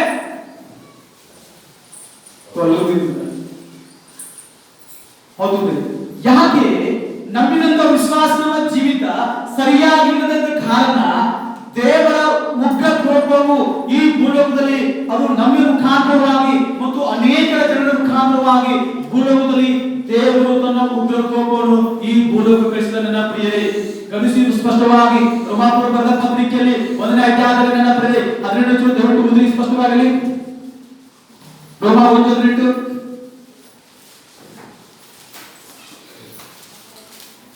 ದುಷ್ಟತನವನ್ನು ನಡೆಸಿ ಸತ್ಯವನ್ನು ಅಣಗಿಸುವ ಮನುಷ್ಯರ ಎಲ್ಲಾ ವಿಧವಾದ ಭಕ್ತಿ ಹಿಡಿತೆಯು ಮೇಲೆಯೂ ದುಷ್ಟತನದ ಮೇಲೆಯೂ ದೇವರ ಕೋಪವು ಇಲ್ಲಿ ಪರಲೋಕದಿಂದ ಎಲ್ಲಿ ಬಂದ್ರೆ ಪರಲೋಕದಿಂದ ತೋರಿ ಬಂತು. ಎಲ್ಲಿ ತೋರಿ ಬಂತು? ಭೂಮಿಯ ಮೇಲೆ. ಹೌದಾ? ಹಾಗಾದ್ರೆ ನಾವು ಗಮನಿಸಿರುವಾಗ ನಮ್ಮ ಪಿತೃಗಳಂತ ಅಬ್ರಹಾಮ, ಇಸಾಕ, ಯಾಕೋಬ ಈ ಸಂತತಿ ನೋಡುವಾಗ ದೇವರು ವಿಧವಾಗಿ ಪ್ರವಾದಿಗಳು ಕಳಿಸ್ತಾ ಇದ್ದನು. ನೀವು ತಪ್ಪು ಮಾಡ್ತಾ ಇದ್ದೀರಿ, ನೀವು ತಪ್ಪಕ್ಕಾಗಿ ಪಶ್ಚಾತ್ತಾಪ ಪಡ್ರಿ, ನೀವು ನನ್ನ ಮಾತನ್ನು ಕೇಳ್ರಿ, ನನ್ನ ಸುವಾರ್ತೆ ಕೇಳ್ರಿ, ನಿಮ್ಮ ನಡತೆ ಬಿಟ್ಟು ಬಿಡ್ರಿ, ನನಗೆ ಹೇಳುವ ಹಾಗೆ ನೀವು ಕೈಕೊಂಡು ನಡೀರಿ ಎಂಬುದಾಗಿ ಉಪದೇಶ ಮಾಡುತ್ತಿರುವಾಗ ನಮ್ಮ ಜನರು, ನಮ್ಮ ಪೂರ್ವಿಕರು ಅವರ ಮನಸ್ಸು ಹೇಗಾಗ್ತದೆ ಹೇಳ್ರಿ? ಅವರ ಮನಸ್ಸು ಹೇಗಾಗ್ತದೆ ಹೇಳ್ರಿ? ಕಠಿಣಪಡಿಸಿಕೊಂಡರು. ಹೌದು ಪ್ರೇರೆ. ಹಾಗಾದ್ರೆ ಪ್ರೇರಣೆ ಗಮನಿಸಿರುವಾಗ ಈ ಕಠಿಣಪಡಿಸ್ತಾ ಇದ್ರು ಸಹ ದೇವರು ಅವಕಾಶ ಮಾಡ್ತೇನೆ ಅನೇಕ ರೀತಿಯಲ್ಲಿ ತನ್ನ ಪ್ರವಾದಿಗಳನ್ನು ಇಸ್ರಾಯೇಲ್ ಮಧ್ಯದಲ್ಲಿ ತಂದನು. ಪ್ರಿಯರೇ, ಹಾಗಾದ್ರೆ ಪ್ರಿಯರೇ, ಇವತ್ತು ನೋಡುವಾಗ ಈ ಭೂಲೋಕದಲ್ಲಿ ನೋಡುವಾಗ ಸಭೆಯಲ್ಲಿ ಇಸ್ರಾಯೇಲ್ ಯಾರು ಇಲ್ಲ, ಅನ್ಯ ಜನ ನಾವೆಲ್ಲರಿದ್ದೇವೆ. ಕರ್ತನ ರಕ್ಷಣೆ ಕೊಟ್ಟಿದ್ದಾನೆ. ರಕ್ಷಣೆ ಭಾಗ ಹೊಂದಿರುವಂತಹ ವಿಶ್ವಾಸದ ನಾವೆಲ್ಲರೂ ಇವತ್ತು ಈ ಸ್ಥಳೀಯ ಸಭೆಯಲ್ಲಿದ್ದೇವೆ. ಇಸ್ರಾಯೇಲ್ ಸ್ಥಳೀಯ ಸಭೆಯಲ್ಲಿ ಇವಾಗಿಲ್ಲ. ದೇವರು ಒಂದು ತನ್ನ ಕೆಲಸ ಕಾರ್ಯಗಳನ್ನು ಇವತ್ತು ಎಲ್ಲಿ ಮಾಡ್ತಿದ್ದಾನೆ? ಅನ್ಯ ಜನರ ನಮ್ಮ ಮುಖಾಂತರವಾಗಿ, ಪವಿತ್ರಾತ್ಮ ಮುಖಾಂತರವಾಗಿ ದೇವರು ತಾನೇ ಆ ಸುವಾರ್ಥ ಕಾರ್ಯವನ್ನು, ಸಭೆ ವಿಷಯವನ್ನು, ಹೀಗೆ ಅನೇಕ ನಂಬಿಕೆ ವಿಷಯಗಳನ್ನು ದೇವರು ತಾನೇ ತನ್ನ ಚಿತ್ತನುಸಾರವಾಗಿ ನಮಗೆ ಕೊಟ್ಟಂತ ಒಂದು ಸುಂದರವಾದ ಅವಕಾಶವನ್ನು ನಾವು ಪಡೆಯಬೇಕು. ಇಸ್ರಾಯೇಲ್ ಮಾತ್ರ ಸಭೆಯಲ್ಲಿ ಯಾವುದಿಲ್ಲ. ರೋಮಾಪುರದ ಪತ್ರಿಕೆಯಲ್ಲಿ 11ನೇ ಓದಿರುವಾಗ ನೋಡಿ ಸ್ಪಷ್ಟವಾಗಿ ನಿಮ್ಮ ಅರ್ಥದಲ್ಲಿ ರೋಮಾಪುರದ ಪತ್ರಿಕೆ 11ನೇ ಓದಿರುವಾಗ 25-26 ನೋಡಿ ಸ್ಪಷ್ಟವಾಗಿ, ಸಹೋದರರೇ, ನಿಮ್ಮನ್ನು ನೀವೇ ಬುದ್ಧಿವಂತರೆಂದು ಎನಿಸಿಕೊಂಡಂತೆ ಇದುವರೆಗೆ ಗುಪ್ತವಾದ ಸಂಗತಿ ತಿಳಿದಿರಬೇಕೆಂದು ಅಪೇಕ್ಷಿಸುತ್ತಾರೆ. ಅದೇನೆಂದರೆ ಇಸ್ರಾಯೇಲ್ ಒಂದು ಪಾಲು ಜನರಿಗೆ ಉಂಟಾದ ಮಂಡುತನವು ಯಾವಾಗಲೂ ಇರದೆ ಅನ್ಯ ಜನರ ಸಮುದಾಯವು ದೇವರ ರಾಜ್ಯದಲ್ಲಿ ಸೇರುವ ತನಕ ಮಾತ್ರ ಇರುವುದು. ನಾವು ಅನ್ಯ ಜನಗಳ ಸಮುದಾಯ ಮುಖಾಂತರವಾಗಿ ನಾವು ಯೇಸು ಕ್ರಿಸ್ತನ ರಾಜ್ಯದಲ್ಲಿ ಮುಂದಿರುವುದು. ಹೌದಲ್ಲ? ಹಾಗಾದ್ರೆ ಪ್ರಿಯರೇ, ನಾನು ನೋಡಿದ ಸ್ಪಷ್ಟವಾಗಿ ಅದಕ್ಕಾಗಿ ಅಪೊಸ್ತಲರು ನಿಮ್ಮನ್ನು ನೀವೇ ಬುದ್ಧಿವಂತರಾಗಿ ತಿಳಿದುಕೊಂಡು ನೀವು ತಿಳಿಸಬೇಡ್ರಿ. ಹೌದು ಪ್ರಿಯರೇ, ಯಾವ ರೀತಿಯಾಗಿ ಇವತ್ತು ಗುಪ್ತವಾದ ಸಂಗತಿಗಳನ್ನು ಅವನು ಸ್ಪಷ್ಟವಾಗಿ ದೇವರ ಮುಖಾಂತರವಾಗಿ ಇಲ್ಲಿ ಸ್ಪಷ್ಟೀಕರಿಸುತ್ತಾನೆ. ಯಾವ ರೀತಿಯಾಗಿ ನಾವು ಗುಪ್ತವಾಗ ನನ್ನ ಪ್ರಿಯರೇ, ಹಾಗಾದ್ರೆ ಕರ್ತನಲ್ಲಿ ನನ್ನ ಪ್ರಿಯ ದೇವರೇ, ಆಗ ನೋಡುವಾಗ ಇಸ್ರಾಯೇಲ್ ಒಂದು ಮಂಡುಪಾಲು ನೋಡುವಾಗ ಅದು ಯಾವಾಗಲೂ ನಮ್ಮಲ್ಲಿ ನಿಮ್ಮಲ್ಲಿ ಇರದ ಹಾಗೆ. ಹಾಗಾದ ಪ್ರಿಯರೇ, ನಾವು ತಿರುವಾಗ ಅನ್ಯ ಜನಗಳ ಸಮುದಾಯವು ದೇವರ ರಾಜ್ಯದಲ್ಲಿ ಸೇರುವುದಕ್ಕೆ ಮಾತ್ರ ಇರುವುದು. ಆಮೇಲೆ ಇಸ್ರಾಯೇಲ್ ಜನಗಳೆಲ್ಲ ರಕ್ಷಣೆ ಹೊಂದುವುದು. ಹಾಗಾದ್ರೆ ಸಭೆಯಲ್ಲಿ ಯಾರಿಲ್ಲ, ಅನ್ಯ ಜನರ ನಾವೆಲ್ಲ ಇದ್ದೀವಿ. ಕರ್ತನು ನಮಗೆ ಅನ್ಯ ಜನಗಳನ್ನು ಪಟ್ಟಿ ತೆಗೆದುಕೊಂಡು ಪಾಪಗಳಿಂದ ಬಿಡಿಸಿದ್ದಾನೆ, ಶಾಪಗಳಿಂದ ಬಿಡಿಸಿದ್ದಾನೆ, ಹೌದಲ್ವೇ? ನರಕಗಳಿಂದ ಬಿಡಿಸಿದ್ದಾನೆ, ಮಾರ್ಗದರ್ಶಿಸಿದ್ದಾನೆ, ನಮಗೆ ಆದರಣೆ ಕೊಡ್ತಾ ಇದ್ದಾನೆ. ನೀತಿ ಯಾವುದು, ತಪ್ಪು ಯಾವುದು, ಸರಿ ಯಾವುದು, ತಿಳುವಳಿಕೆ ಎಂಬುದ ಪವಿತ್ರ ಮುಖಾಂತರವಾಗಿ ನಮ್ಮನ್ನು ಬಲಪಡಿಸ್ತಾ ಬರ್ತದೆ ನಾವು ಪಡೆಯಬಹುದು. ಅದಕ್ಕಾಗಿ ಕರ್ತನು ಬಯಸಾದನೆ ಸಭೆಯ ಅನುಳಿತಿರುವಾಗ ಯಾವ ರೀತಿಯಾಗಿ ನಾವು ನೋಡುತ್ತಿರುವಾಗ ನಮಗೆ ಕರ್ತನು ಕೊಟ್ಟಂತ ಒಂದು ಕೃಪೆಯ ಭಾಗ್ಯ. ಈ ಕೃಪೆಯ ಭಾಗದಲ್ಲಿ ನಾವು ತಿಳಿಸುವಾಗ ನಿಜವಾಗ್ಲೂ ಪ್ರಿಯರೇ, ಅದಕ್ಕಾಗಿ ಈಗಾಗಲೇ ನೋಡ್ತಾ ಇದ್ದೇವೆ ಯಾಕೆ ಈ ರೋಗ ಬಂದಿರೋ ಗೊತ್ತಿರುವಾಗ ನಾವು ಪ್ರಿಯರೇ, ಎಲ್ಲಾ ಮನುಷ್ಯರ ದುಷ್ಟತನವು ಈ ಭೂಮಿ ಮೇಲೆ ತುಂಬಿದೆ. ಅದಕ್ಕಾಗಿ ಪರಲೋಕ ಬಂದಂತ ದೇವರ ಕೋಪ ಈ ಭೂಲೋಕದಲ್ಲಿ ಬಂದಿದೆ ನನ್ನ ಪ್ರಿಯರೇ.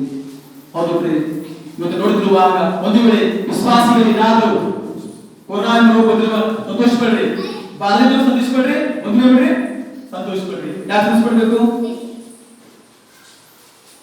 ಯೋಗನ ಬಗ್ಗೆ ಚರಿತ್ರೆ, ಯೋಗ ಚರಿತ್ರೆ ನೋಡ್ತಿಲ್ಲ? ಯೋಗ ಮಾಡಿದವರು ದೇವರೇ ಕೊಟ್ಟ, ದೇವರೇ ಕೊಟ್ಟ, ದೇವರ ನಾಮಕ್ಕೆ ಹೌದಲ್ಲ?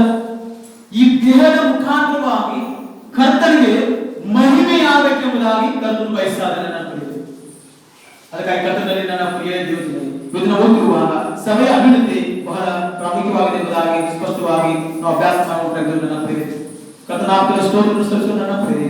ಅದಕ್ಕಾಗಿ ಪ್ರಿಯರೇ, ನಾವು ಸ್ಪಷ್ಟವಾಗಿ ಯೋಹಾನ ಬರೆದ ಮೊದಲ ಪತ್ರಿಕೆಯಲ್ಲಿ 1ನೇ ಅಧ್ಯಾಯದಲ್ಲಿ ನಾವು 3 ಓದುತ್ತಿರುವಾಗ, 1 ಯೋಹಾನ ಬರೆದ ಪತ್ರಿಕೆ 1ನೇ ಅಧ್ಯಾಯ ನಾವು 3 ಓದುತ್ತಿರುವಾಗ ನೋಡಿ, ನಾವು ಕಂಡು ಕೇಳಿದ್ದು ನಿಮಗೂ ಗೊತ್ತಾಗಿ ನಮಗಿರುವ ಅನ್ಯೋನ್ಯತೆಯಲ್ಲಿ ನೀವು ಸೇರಬೇಕೆಂದು ಅದನ್ನು ನಿಮಗೆ ಖಚಿತಪಡಿಸುತ್ತೇವೆ. ನಮಗಿರುವ ಅನ್ಯೋನ್ಯತೆಯು ತಂದೆಯ ಸಂಗಡಲು ಆತನ ಮಗನಾದ ಯೇಸು ಕ್ರಿಸ್ತನ ಸಂಗಡಲು ಇರುವಂತದ್ದು. ನೋಡಿ ಪ್ರೇಮಿಸುವಾಗ ಈ ಪದ ನಾವು ಎಂಬುದಾಗಿ ಬರೆಯುತ್ತದೆ. ನಾವು ಅನ್ನುವಾಗ 12 ಮಂದಿ ಅಪೊಸ್ತಲರು, 12 ಮಂದಿ ಅಪೊಸ್ತಲರು ಸಾಕ್ಷಿ ಕೊಟ್ಟಿರುವಾಗ ಯಾವ ರೀತಿಯಾಗಿ ನಾವು ಕಂಡಿದ್ದೇವೆ, ಕೇಳಿದ್ದೇವೆ ಮತ್ತು ಯಾವ ರೀತಿಯಾಗಿ ಹೋಗಿರುವಾಗ ನಿಮಗೂ ಗೊತ್ತಾಗಿ ನಮಗಿರುವ ಅನುಮತಿಯಲ್ಲಿ ನೀವು ಸೇರಬೇಕೆಂದು ಅದು ನಿಮಗೆ ಪ್ರಸಿದ್ಧಿಪಡಿಸುತ್ತೆ ಎಂಬುದಾಗಿ ಸಾಕ್ಷಿ ಕೊಟ್ಟಿದ್ದಾರೆ. ಆ ಅನುಮತಿ ಹೋಗುವಾಗ ನನ್ನ ಪ್ರಿಯರೇ, ಆ ಅನುಮತಿಯು ನಮಗೆ ತಂದೆಯಾದ ದೇವರಿಂದಲೂ ಮಗನಾದ ಯೇಸು ಕ್ರಿಸ್ತನಿಂದಲೂ ಮತ್ತು ಪವಿತ್ರ ಮುಖಾಂತರ ಸಿಗುವಂತ ಅನುಮತಿ ಎಂಬುದಾಗಿ ನೋಡ್ತಾರೆ. ಈ ಅನುಮತಿಯಲ್ಲಿ ನಾವು ಸದಾ ಕಾಲ ಇರಬೇಕೆಂಬುದಾಗಿ ಕರ್ತನು ಬಯಸ್ತಾರೆ ನಾವು ಪ್ರಿಯರೇ. ಈ ಅನುಮತಿಯಲ್ಲಿ ನಾವು ಮುಂದೆ ಹೋಗಬೇಕೆಂಬುದಾಗಿ ಕರ್ತನಾಮನ ಸ್ತೋತ್ರವನ್ನು ಸಲ್ಲಿಸೋಣ. ಹಾಗಾದರೆ ಪ್ರಿಯರೇ, ದೇವರ ನಾಮಕ್ಕೆ ನಾವು ವಿಶೇಷವಾದ ರೀತಿಯಲ್ಲಿ ಸ್ತೋತ್ರವನ್ನು ಸಲ್ಲಿಸೋಣ. ಇನ್ನೊಂದು ಸ್ಪಷ್ಟವಾಗಿ 1ನೇ ಕೊರಿಂಥದ ಪತ್ರಿಕೆಯಲ್ಲಿ 1ನೇ ಅಧ್ಯಾಯ 9 ಓದುತ್ತಿರುವಾಗ ನೋಡಿ ಸ್ಪಷ್ಟವಾಗಿ 1 ಕೊರಿಂಥ 1:9 ನೋಡ್ರಿ. ದೇವರು ನಂಬಿಗಸ್ತನು, ನಮ್ಮ ಕರ್ತನಾದ ಯೇಸು ಕ್ರಿಸ್ತನೆಂಬ ತನ್ನ ಮಗನ ಅನುಮತಿಗೆ ನಮ್ಮನ್ನು ಕರೆದವನು ಆತನೇ. ನೋಡಿ ಪ್ರಿಯರೇ, ಗಮನಿಸುವಾಗ ದೇವರು ನಂಬಿಗಸ್ತನು, ನಮ್ಮ ಕರ್ತನಾದ ಯೇಸು ಕ್ರಿಸ್ತನ ತನ್ನ ಮಗನ ಅನ್ಯೋನ್ಯತೆಗೆ ನಿಮ್ಮನ್ನು ಕರೆದವನು ಆತನೇ ಎಂಬುದಾಗಿ ಹೇಳ್ತಾನೆ. ನಮ್ಮ ದೇವರು ನಂಬಿಗಸ್ತನಾದ ದೇವರಾಗಿದ್ದಾನೆ. ತನ್ನ ಮಗನಾಗಿರುವಂತ ಯೇಸು ಕ್ರಿಸ್ತನ ಅನ್ಯೋನ್ಯತೆಗೆ ಕರೆದಂತ ದೇವರು ಆತನೇ ಆಗಿದ್ದಾನೆ. ಈ ಅನ್ಯೋನ್ಯತೆಯಲ್ಲಿ ಇವತ್ತು ನಾವು ನೀವೆಲ್ಲರೂ ಬೆಳೆಯಬೇಕೆಂಬುದಾಗಿ ಕರ್ತನು ಬಯಸುತ್ತಾನೆ. ಅದಕ್ಕಾಗಿ ಕರ್ತನಾಮಕ್ಕೆ ನಾವು ಸ್ತೋತ್ರವನ್ನು ಸಲ್ಲಿಸೋಣ. ಹಾಗಾದರೆ ಪ್ರಿಯರೇ, ನಾವು ಗಮನಿಸುತ್ತಿರುವಾಗ ಯಾವ ರೀತಿಯಾಗಿ ಸುವಾರ್ತೆ ಸೇವೆಯನ್ನು ಮಾಡಿಸಿಕೊಳ್ಳುತ್ತಿರುವಾಗ ನಾವು ಗಮನಿಸುತ್ತಿರುವಾಗ 3ನೇ ಅಧ್ಯಾಯದಲ್ಲಿ ನಾವು ಓದುತ್ತಿರುವಾಗ 1 ಕೊರಿಂಥ 3ನೇ ಅಧ್ಯಾಯ 9 ಓದುತ್ತಿರುವಾಗ ನಾವು ದೇವರ ಜೊತೆ ಕೆಲಸದಲ್ಲೂ ನೀವು ದೇವರ ಬಲವು ದೇವರ ಕಟ್ಟಡವು ಆಗಿದ್ದೀರಿ. ನೋಡಿ ನಾವು ಕೊನೆಯ ಸ್ಪಷ್ಟವಾಗಿ ಹಾಗಾದ್ರೆ ಗಮನಿಸುತ್ತಿರುವಾಗ ಇದು ನಾವೆಲ್ಲರೂ ದೇವರ ಜೊತೆ ಕೆಲಸದವರು. ನಮ್ಮ ದೇವರು ತಯಿಸುವ ಅಗ್ನಿಯಾಗಿದ್ದಾನೆ, ಹೌದಲ್ಲ? ಹಾಗಾದ್ರೆ ಪ್ರಿಯರೇ, ನಾವು ದೇವರ ಜೊತೆಯ ಕೆಲಸದಾಗ್ತೀವಿ. ಅದರೊಂದಿಗೆ ನೋಡುತ್ತಿರುವಾಗ ನೀವು ದೇವರ ಹೊಲ ಆಗಿದ್ದೀರಿ, ಅದರ ಮುಖಾಂತರವಾಗಿ ದೇವರ ಕಟ್ಟಡ ಆಗಿದ್ದೀರಿ ಎಂಬುದಾಗಿ ಬರೆಯಲ್ಪಟ್ಟಿದೆ. ಹಾಗಾದ್ರೆ ದೇವರ ಹೊಲವು, ದೇವರ ಕಟ್ಟಡವು, ದೇವರ ಕೆಲಸ ಜೊತೆ ದೇವರು ಆಗಿರುವಾಗ ನಾವು ನಿಜವಾಗಲೂ ಪ್ರಿಯರೇ, ನಾವು ಸಭೆಯಿರುವಾಗ ಈ ಸುವಾರ್ತೆ ಸೇವೆಯನ್ನು ಮಾಡಬೇಕೆಂಬುದಾಗಿ ಕರ್ತನು ಬಯಸಿದ್ದಾನೆ. ಸಭೆಯಲ್ಲಿ ಜೀವಿಸುವಾಗ ಸಭೆಯ ಅಭಿವೃದ್ಧಿ ಬಹಳ ಪ್ರಾಮುಖ್ಯವಾದ ವಿಷಯವನ್ನು ಹಾಗಾಗಿ ಸಭೆಯ ಅಭಿವೃದ್ಧಿ ಬೆಳೀಲಿಕ್ಕಾಗುವಂತೆ ಕರ್ತನು ನಮ್ಮೆಲ್ಲರಿಗೆ ಸಹಾಯ ಮಾಡಿ. ಕರ್ತನಾಮಕ್ಕೆ ಸ್ತೋತ್ರವನ್ನು ಸಲ್ಲಿಸೋಣ. ಕರ್ತನು ಬೆಳಗಿಂದ ಸಭೆ ಹೇಗೆ ಪ್ರಾರಂಭವಾಯಿತು ಎಂಬುದಾಗಿ ನಾವು ತಿಳಿಸಿಕೊಂಡಿದ್ದೀವಿ. ಹೌದಲ್ಲ? ಸಭೆಯು ದೇವರು ಸ್ವರಕ್ತದಿಂದ ಸಂಪಾದಿಸಿಕೊಂಡ ಸಭೆ. ಹೌದಲ್ಲ? ಸಭೆಯುವಾಗ ಒಂದು ಕಟ್ಟಡ ಅಲ್ಲ, ಸಭೆಗಳು ಒಂದು ಬಿಲ್ಡಿಂಗ್ ಅಲ್ಲ, ನಂಬಿದಂತ ರಕ್ಷಣೆವಂತ ವಿಶ್ವಾಸಿಗಳ ಒಂದು ಸಮೂಹಕ್ಕೆ ರಕ್ಷಿಸಲ್ಪಟ್ಟ ಆತ್ಮಗಳ ಮುಖಾಂತರವಾಗಿ ಸಭೆ ಸ್ಥಾಪನೆ ಅದಕ್ಕಾಗಿ ಕರ್ತನಾಮಕ್ಕೆ ಸ್ತೋತ್ರ ಸಲ್ಲಿಸೋಣ. ನಾವು ಎಡ್ಡೆ ನೋಡಿದ್ದೇವೆ, ದೇವರ ಸಭೆ ಇರುವಾಗ ಅದು ಜೀವ ಕಲಾಗಿದೆ ಎಂಬುದಾಗಿ ನೋಡಿದ್ದೇವೆ, ಅಂಗವಾಗಿ ನೋಡಿದ್ದೇವೆ. ಅದರ ಮುಖಾಂತರವಾಗಿ ಕರ್ತನಿಗೆ ಮಹಿಮೆ ಆಗಲಿ. ಸಭೆಯ ಸದಸ್ಯರ ಬಗ್ಗೆ ನೋಡಿದ್ದೇವೆ. ಕರ್ತನ ಸ್ತೋತ್ರ ಸಲ್ಲಿಸೋಣ. ಅದು ಸ್ಥಳೀಯ ಸಭೆಯು ಅದು ಏನಾಗಿದೆ ಎಂಬುದಾಗಿ ನಾವು ನೋಡಿದ್ದೇವೆ. ಸಭೆಯ ಉದ್ದೇಶ ಬಗ್ಗೆ ನೋಡಿದ್ದೇವೆ. ಸ್ಥಳೀಯ ಸಭೆಯ ಬಗ್ಗೆ ನೋಡುವಾಗ ಸಭೆ ಏನಾಗಿ ನೋಡುವಾಗ ಸಭೆಯು ಸ್ವತಂತ್ರವಾಗಿದೆ, ಸ್ವ ಆರೋಗ್ಯವಾಗಿದೆ ಮತ್ತು ಅದು ತನ್ನ ಕರ್ತನು ಪವಿತ್ರಾತ್ಮ ಮುಖಾಂತರವಾಗಿ ಸಭೆಯನ್ನು ನಡೆಸಲಿಕ್ಕೆ ಶಕ್ತನಾಗಿದ್ದಾನೆ. ಮತ್ತು ಅದರೊಂದಿಗೆ ಸುವಾರ್ತೆಯನ್ನು ನಾವು ಯಾಕೆ ಸಾರಬೇಕೆಂಬುದಾಗಿ ಕರ್ತನು ಬಯಸಿದ ಪ್ರಕಾರ ಇದು ಸುವಾರ್ತೆ ಇದು ಮನುಷ್ಯನಿಂದ ಬಂದಂತ ಅಲ್ಲ, ಸುವಾರ್ತೆ ಯಾರಿಂದ ಬಂದದ್ದು? ದೇವರಿಂದ ಬಂದದ್ದು. ಹಾಗಾದ್ರೆ ಕರ್ತನ ನ್ಯಾಯಸಮ್ಮುಖದಲ್ಲಿ ನಾವು ನಿಲ್ಲುವಾಗ ಕರ್ತನ ಮುಂದೆ ನಾವು ಪ್ರತಿಯೊಬ್ಬರು ಉತ್ತರ ಕೊಡಬೇಕಲ್ಲಿ. ಹೌದಲ್ಲ? ಹಾಗಾದ್ರೆ ಕರ್ತನು ನಮಗೆ ಯಾವ ತಲಾಂತು ಪಡೆದನು ಆ ತಲಾಂತ ಮುಖಾಂತರವಾಗಿ ಆ ತಲಾಂತವನ್ನು ಸರಿಯಾಗಿ ಸಭೆ ಉಪಯೋಗಿಸಿಕೊಳ್ಳೋಣ. ಕರ್ತನ ಮಹಿಮೆಗಾಗಿ, ಕರ್ತನ ಚಿತ್ತಕ್ಕಾಗಿ, ಕರ್ತನ ರಾಜ್ಯಕ್ಕಾಗಿ ಉಪಯೋಗಿಸಬೇಕಾಗಿ ಕರ್ತನಿಗೆ ನಾವು ಉಪಯೋಗಿಸಿಕೊಳ್ಳೋಣ. ಕರ್ತನ ಪಟ್ಟಂತ ಸಮಯಕ್ಕಾಗಿ ಕರ್ತನಿಗೆ ಸ್ತೋತ್ರ ಸಲ್ಲಿಸೋಣ. ಮತ್ತು ಈ ರೀತಿಯಾಗಿ ನಮ್ಮನ್ನು ಕರ್ತನ ಕೃಪೆಯಿಂದ ನೀವು ಕೊಟ್ಟಂತ ಒಂದು ಸುಂದರವಾದ ಅವಕಾಶಕ್ಕಾಗಿ ಈ ರೀತಿಯಾಗಿ ಸಭೆಯವರು ಸೇರಿ ಒಂದು ಡಿಸ್ಕಷನ್ ಮಾಡಿ ಅಥವಾ ನನ್ನನ್ನು ಕರ್ತನ ಸೇವೆಗೆ ಕೊಡಲಿಕ್ಕಾಗುತ್ತೆ ಮುಖಾಂತರವಾಗಿ ಕರ್ತನು ಒಂದು ಕಲಿಪಡೋದಕ್ಕಾಗಿ ನಿಮ್ಮೆಲ್ಲರಿಗೂ ಕರ್ತನಾಗಿರುವಂತಹ ಸಭೆಗಳಿಗೂ ಯೇಸುವಿನಲ್ಲಿ ವಂದನೆ ಸಲ್ಲಿಸುತ್ತೇನೆ. ನಿಮ್ಮೆಲ್ಲರಿಗೂ ಕರ್ತನಾಮಕ್ಕೆ ಮಹಿಮೆ ಉಂಟಾಗಲಿ. ದೇವರು ಈ ವಾಕ್ಯಗಳನ್ನು ಆಶೀರ್ವದಿಸಬೇಕಾಗಿ ಕರ್ತನಾಮಕ್ಕೆ ಸ್ತೋತ್ರ ಸಲ್ಲಿಸೋಣ. ನಮ್ಮ ಮೊದಲಿಂದ ಹೊರಡುತ್ತಾರೆ, ಅವರು ಪ್ರಾರ್ಥನೆ ಮಾಡುತ್ತಾರೆ.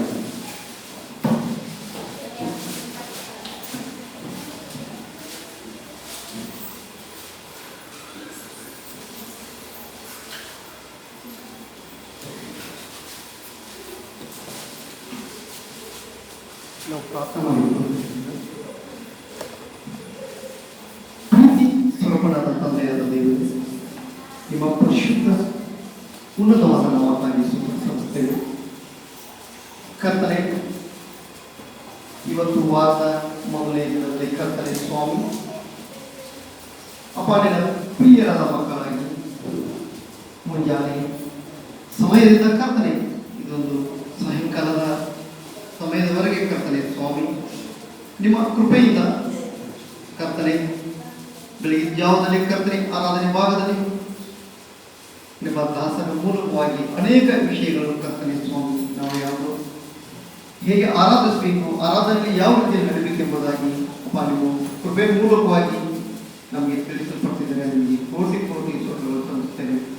ಪುರಾತನಿಗೆ ನಾವು ಅನೇಕ ಸಭೆಯ ಕಟ್ಟಡ ಬಗ್ಗೆ ನಾವು ನಿಮ್ಮ ದಾಸರ ಮೂಲಕವಾಗಿ ಕರ್ತನೆ ನಮಗೆ 5 ವಿಷಯಗಳನ್ನು ಅಪ್ಪ ನಮಗೆ ತಿಳಿಪಡಿಸಿದರೆ ನಿಮಗೆ ಸ್ತೋತ್ರ. ಕರ್ತನೆ ಪುರಾತನಿಗೆ